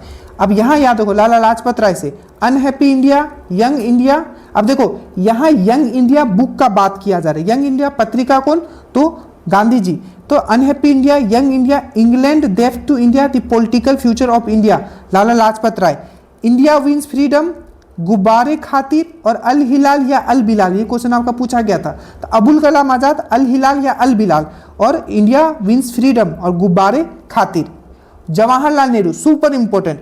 Discovery of India, glimpse, देखो कितनी, आप ये समझो कि जब ये लिखा गया होगा चुन चुन के लिखा गया है, ठीक है, और ये सेल्फ मेड ड्रीम डोज का नोट से आप समझ लो। Discovery of India, glimpses of world history, Meri Kahani, bunch of letter and autobiography. फिर से discovery of India, glimpses of world history, ये दोनों बहुत इंपॉर्टेंट है। बंच ऑफ लेटर ये बहुत इंपॉर्टेंट है, एंड ऑटोबायोग्राफी जवाहरलाल नेहरू, ठीक है। India for Indians, Chittaranjan Das. War of Indian Independence, V R Savarkar, ठीक है। गीता, इन पे बहुत सारा मैंने आपको ऑलरेडी ट्रिक से करवा दिया, रविन्द्रनाथ टैगोर से। होम एंड दी वर्ल्ड और गीतांजलि। नील दर्पण, ये भी आपका बिहार पुलिस में पूछा गया है। दीन बंधु मित्र, याद रखना। और सोजे वतन, कर्म भूमि, शतरंज के खिलाड़ी, ये भी आपका बिहार पुलिस में पूछा गया है। यह आपका प्रेमचंद, आपको अच्छे से याद रखना है, ठीक है। कुछ बुक आपके यहाँ भी है, 2-3 जो आपको पढ़ना ही पढ़ना है, जैसे कि भारत भारती, मैथिली शरण गुप्ता, भारत भारती, मैथिली शरण गुप्ता। भारत दूरदर्शा, भरतेंदु हरिश्चंद्र, ठीक है। उसके बाद ये क्वेश्चन आई थिंक बीपीएससी में पूछा गया था, कांग्रेस का इतिहास, पटाभी सीतारामैया ने लिखा था। सत्यर्थ प्रकाश, जो कि हिंदी भाषा में लिखा गया था, ठीक है, बहुत इंपॉर्टेंट है। दयानंद सरस्वती। आनंद मत और देवी चौधरानी, आपका यह है बंकिम चंद्र चट्टोपाध्याय। Indian struggle, Subhash Chandra Bose. और एक है बी आर अम्बेडकर के द्वारा शूद्रों की खोज, ठीक है, जाति भेद का उच्छेद, अछूत कौन और कैसे, वेटिंग फॉर वीजा, इनका ये किताब था वेटिंग फॉर वीजा, याद रखिएगा, बुक था। और बहिष्कृत भारत। इतना आपको कम से कम दिमाग में लेके जाना है। जो मॉडर्न हिस्ट्री है, वो जो क्वेश्चंस आपके पूछते हैं वो यहीं से पूछते हैं। बुक हो गया, किताब हो गया, आपका कांग्रेस का सेशन हो गया, बहुत ही लिमिट, कोई डेट हो गया, उसी से पूछे, जैसे आपको पूछ लिया था ऊपर, ठीक है। उसके बाद है आपका अल हिलाल, मैंने आपको करा दिया। 1H2 बराबर कितना होता है। अब देखो 1H2 मतलब आपका पूछ रहा है, आप सिंपल इसका एटॉमिक मास निकाल लो। क्या निकाल लो, एटॉमिक मास। हाइड्रोजन का क्या निकाल लो आप, एटॉमिक मास निकाल लो। यही क्वेश्चन आपको पूछा गया है। अब हाइड्रोजन एक ऐसा तत्व है, एलिमेंट है, जो कोई भी एग्जाम हो ये आता ही आता है, ठीक है। चलिए एक बार देख लेते हैं। एक हाइड्रोजन का जो बराबर होता है इसका एटॉमिक मास, ठीक है, जो द्रव्यमान होगा, ठीक है, एटॉमिक मास जो होगा ये कितना होगा, 2.01568। ऐसे तो 2 ही याद रखा जाता है, बट अगर एग्जाम में पूरा आ गया 2.01568 ग्राम पर मोल। अब हाइड्रोजन का थोड़ा हम लोग बात कर लेते हैं, क्योंकि साइंस के सबसे ज़्यादा क्वेश्चंस आएंगे। साइंस से ही आप सिलेक्शन ले जाओगे, अगर आप गर्ल्स हो तो थोड़ा और मेहनत करोगे आपका ऐसे ही हो जाएगा। हाइड्रोजन का अगर हम लोग बात करते हैं तो सबसे पहले याद रखना, हाइड्रोजन डाई एटॉमिक है, मतलब हमेशा H2 के फॉर्म में लिखा जाता है, पहला क्वेश्चन। दूसरा याद रखना, सबसे हल्का तत्व और गैस कौन सा है, सबसे हल्का तत्व और गैस कौन सा है, हाइड्रोजन। आपका बिहार पुलिस में पूछा गया था, कौन सा ऐसा गैस है जो पॉप, जब जलता है तो पॉप साउंड आता है, तो वह है आपका हाइड्रोजन। दूसरा, हाइड्रोजन को हम लोग बैलून में यूज नहीं करते, क्यों, क्योंकि अत्यधिक ज्वलनशील होता है, ये भी क्वेश्चन है। एक क्वेश्चन पूछा गया दरोगा में कि कौन सा ऐसा तत्व है जो हर एसिड में पाया जाता है, तो वह है आपका हाइड्रोजन। इसके बाद आपको पूछा दिया गया कि पूरे ब्रह्मांड में सबसे ज्यादा कौन सा तत्व पाया जाता है, तो बोलोगे हाइड्रोजन। देखो ध्यान से, अगर पूछेगा कि सबसे ज्यादा भूप्रपट्टी पे इंडिया बोल रहा हूं, अर्थ के भूप्रपट्टी पे सबसे ज्यादा कौन सा तत्व मिलता है, तो आप बोलोगे ऑक्सीजन। और पूछा जाएगा कि भूप्रपट्टी पे सबसे ज्यादा एलिमेंट तत्व बोलेगा तो आप बोलोगे ऑक्सीजन O2, ठीक है। बट अगर पूछेगा सबसे ज्यादा मेटल कौन सा मिलता है तब बोलोगे एल्यूमिनियम। भूपर्पट्टी का मैं बात कर रहा हूं, बट पूरे ब्रह्मांड में, ठीक है, पूरे ब्रह्मांड में सबसे ज्यादा कौन सा तत्व मिलता है तो है आपका हाइड्रोजन। और आपका जो सन है तो सन में भी क्या मिलता है, हाइड्रोजन। हाइड्रोजन हाइड्रोजन मिलकर क्या बनाते हैं, वहाँ फ्यूजन होता है, संलयन होता है वहाँ, तभी तो आप एनर्जी देखते हो। तो एनर्जी का सोर्स क्या है आपका सन का, तो वो है नाभिकीय संलयन, आपका फ्यूजन, ठीक है, न्यूक्लियर फ्यूजन, जिसमें हाइड्रोजन हाइड्रोजन मिलकर क्या बनते हैं, आपका हीलियम बनाते हैं। उसके बाद इसके 3 समस्थानिक है, 3 आइसोटॉप है, प्रोटियम, ड्यूट्रियम एंड ट्राइटियम। अब यहां से क्वेश्चन पूछा जाता है प्रोटियम, ड्यूट्रियम, ट्राइटियम, अच्छे से देख लो। इसका कौन सा ऐसा समस्थानिक है जिसमें आपका क्या है, आपका न्यूट्रॉन नहीं होता है, तो प्रोटियम में न्यूट्रॉन नहीं होता है, याद रखना। एक पूछा जाता है कि कौन सा इसका समस्थानिक है जो एक रेडियोधर्मिता शो करता है, रेडियो एक्टिविटी, वो है ट्राइटियम। ये क्या है, डायोटॉमिक है नेचर में। इसका खोज किसने किया था, हेनरी कैवेंडिश ने किया था। ये सब क्वेश्चंस आपके आए हुए हैं, याद रखिएगा। स्ट्रेंजर गैस किसको बोलते हैं, तो जेनॉन को बोलते हैं, जिसका एटॉमिक नंबर 54 है।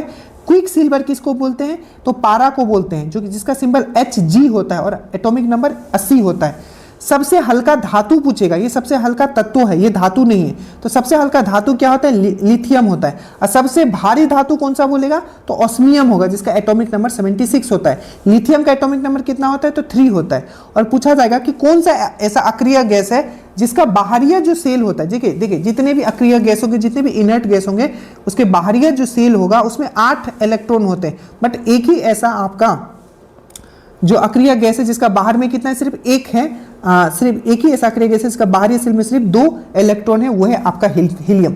फ्यूचर फ्यूल किसको बोला जाता है, भविष्य का ईंधन हाइड्रोजन को फ्यूचर फ्यूल बोला जाता है। फ्यूचर मेटल किसको बोला जाता है, फ्यूचर भविष्य का धातु किसको बोला जाता है, तो टाइटेनियम को बोला जाता है, ठीक है। ये सब चीज आपको याद रखना है। चलिए, वर्ल्ड कप T20 में एक ग्रुप में कितने प्लेयर होते हैं, तो याद रखिएगा अलग अलग पूल बनाया जाता है, तो एक में 5 होता है, ठीक है। अब ये देखो, ये सब क्वेश्चन आप छोड़ोगे, हाँ। पंडित बिरजू महाराज जी आ गए तो क्या होगा, आपका क्या होगा, जल्दी से बताइए। पंडित बिरजू महाराज का संबंध किस घराने से, तो लखनऊ। और ये क्या करते थे बिरजू महाराज, जल्दी से बताओ। क्या ये कथक करते हैं, क्या करते हैं, या कुछ ये बजाते हैं, आप जल्दी से बताना। मौलिक अधिकार संविधान के किस भाग में, ये सब चीज में कर चुका हूं, इसमें नहीं जाएंगे। भाग 3 में है, 12 से लेकर 35 तक है, ठीक है। और मौलिक अधिकारों को हम लोग क्या बोलते हैं, तो मैग्ना कार्टा ऑफ, हम लोग संविधान बोलते हैं, संविधान का मैग्ना कार्टा बोलते हैं। कहाँ से हमने लिया है, तो यूएस से लिया है। इसका बाकी में कौन सा इंपॉर्टेंट है मैं करवा चुका हूँ। भारत का सबसे ऊंचा बांध कौन सा, ये हो चुका है, टिहरी बांध है उत्तराखंड में। पूरा का पूरा बांध में आपको यहाँ अच्छे से लिस्ट बना के दे चुका हूँ, ठीक है। और टिहरी बांध कहाँ है, तो याद रखिएगा उत्तराखंड में है, भागीरथ और भील गंगा के संगम पे है। पुनपुन नदी किस दिशा से गंगा में मिलती है, देखो बिहार का मैंने बहुत अच्छे से आपको करवाया था, जल्दी से याद करो। अगर मैं ये बिहार इस तरीके से ड्रॉ करता हूँ, ठीक है, और गंगा इस तरीके से बक्सर के चौसा में एंट्री करती है, ठीक है, तो ऊपर नीचे से सबसे पहले कौन आएगा, यहाँ कर्मनाशा आएगा जो कि विंध्या श्रेणी से निकलता है। उसके बाद सोन आएगा, ठीक है, जो कि अमरकंटक से निकलता है। उसके बाद आपका पुनपुन आएगा, फिर से यहाँ आप देखोगे क्यूल आएगा, अजय आएगा, इसी के बीच में आप यहाँ देखोगे निरंजना या फल्गु रिवर आएगा। तो याद रखना, विंध्या बोलू, कर्मनाशा बोलूं, ठीक है, पुनपुन बोलूं, ठीक है, कर्मनाशा बोलूं, सोन बोलूं, पुनपुन बोलूं, ठीक है, या आपको निरंजना या फल्गु बोलूं, क्यूल बोलूं, अजय बोलूं, ये सब जो है दक्षिण से आता था। याद रखिएगा, बहुत डिटेल में मैं करवा चुका हूं, डिटेल में नहीं जाएंगे फिर, ठीक है। उसके बाद हम लोग करते हैं, ठीक है, कि किस शब्द में तत्पुरुष समास नहीं है, तो हर घड़ी में नहीं है, समास कंफर्म है, यहां से आएगा। एड्रेस का हिंदी समानार्थक होता है पता। वह वाक्यों को शुद्ध करना है, मैं कुशल पूर्वक हूं, मैं कुशल से हूं, ठीक है, इसका उत्तर क्या आ जाएगा, मैं कुशल से हूं, ठीक है। मुख्यमंत्री का शपथ किस अनुच्छेद में, आप जल्दी से आइए, ये सब मैं कर चुका हूं, फिर से एक बार रिपीट कर लेते हैं इसको, स्पेशल राज्य में। तो देखिए सबसे पहले 63 में क्या था, जल्दी से बताइए। तो 63 में क्या है कि एक मंत्री परिषद होगा। क्वेश्चन आपको पूछा जाएगा किस अनुच्छेद में बताया गया कि एक मंत्री परिषद होगा जिसका हेड जो होगा सीएम होगा, जो कि आपका प्रेसिडेंट का हेल्प के लिए होगा। तो याद रखिएगा, काउंसिल ऑफ मिनिस्टर, मंत्रीगण का बात किया गया 163 में। 164 में क्या बात किया गया है कि जो अपॉइंटमेंट किया जाएगा, किसका अपॉइंटमेंट किया जाएगा, आपका चीफ मिनिस्टर का, और चीफ मिनिस्टर का रिकमेंडेशन पे, ठीक है, बाकी मंत्रीगण का जो अपॉइंटमेंट किया जाएगा वो 164 में बताया गया है। और कौन अपॉइंट करेगा? गवर्नर करेगा। और ओथ जो है, ओथ स्पेशली ओथ का बात करें तो मुख्यमंत्री का ओथ 164 में बताया गया है, किसकी उपस्थिति में करेगा? राज्यपाल का। मुख्यमंत्री का कर्तव्य किसमें बताया गया? 167 में बताया गया। और प्रधानमंत्री का कर्तव्य किसमें बताया गया? अनुच्छेद 78 में बताया गया। और अगर मैं बात करूं राज्यपाल का नियुक्ति किसमें बताया गया? 155 में बताया गया है राज्यपाल का नियुक्ति, ठीक है। और राज्यपाल का नियुक्ति कौन करता है? तो प्रेसिडेंट करता है, याद रखिएगा, ठीक है। और देखो राज्यपाल की शपथ किसमें बताया गया? तो 159 में इसका शपथ है। और किसके सामने शपथ लेंगे? कौन दिलाएगा? तो राज्य के मुख्य न्यायाधीश दिलाएंगे। क्षमादान किसमें है आपका? किसका क्षमादान? आपका गवर्नर का क्षमादान 161 में है, ठीक है। और ऑर्डिनेंस जो होता है, ठीक है, अध्यादेश जो लाया जाता है आपका गवर्नर के द्वारा, कौन से अनुच्छेद में? 213 में। और इसको 6 सप्ताह के अंदर पास करवा लेना चाहिए। ये भी क्वेश्चन आपका पूछा गया था, ठीक है। उसके बाद आता है कि सनराइजर, उसके बाद क्या है आपका? सनराइजर, ठीक है। सनराइजर हैदराबाद का कोच कौन है? ठीक है, सनराइजर का हैदराबाद का कोच कौन है? तो डैनियल विटोरी, ठीक है, डैनियल विटोरी है। देखिए इसको हम लोग बहुत अच्छे से करेंगे। 1 घंटा क्रॉस हो चुका है। कल से जो क्लास होगा कम से कम कोशिश रहेगा कि 1.5 घंटे का क्लास आपका कंटिन्यू किया जाए। देखिए तो सनराइजर हैदराबाद का कोच कौन था? तो याद रखिएगा डैनियल विटोरी, ठीक है। और जो इस बार देखिए सनराइजर का हैदराबाद का कोच कौन था? तो ये उस समय का था। अगर 2025 का अगर हम लोग बात करें, ठीक है, तो देखिए विनर कौन रहा है? तो आपका रॉयल चैलेंजर बेंगलोर रहा है। और रनर अप कौन रहा है? पंजाब किंग्स रहा है। अब हम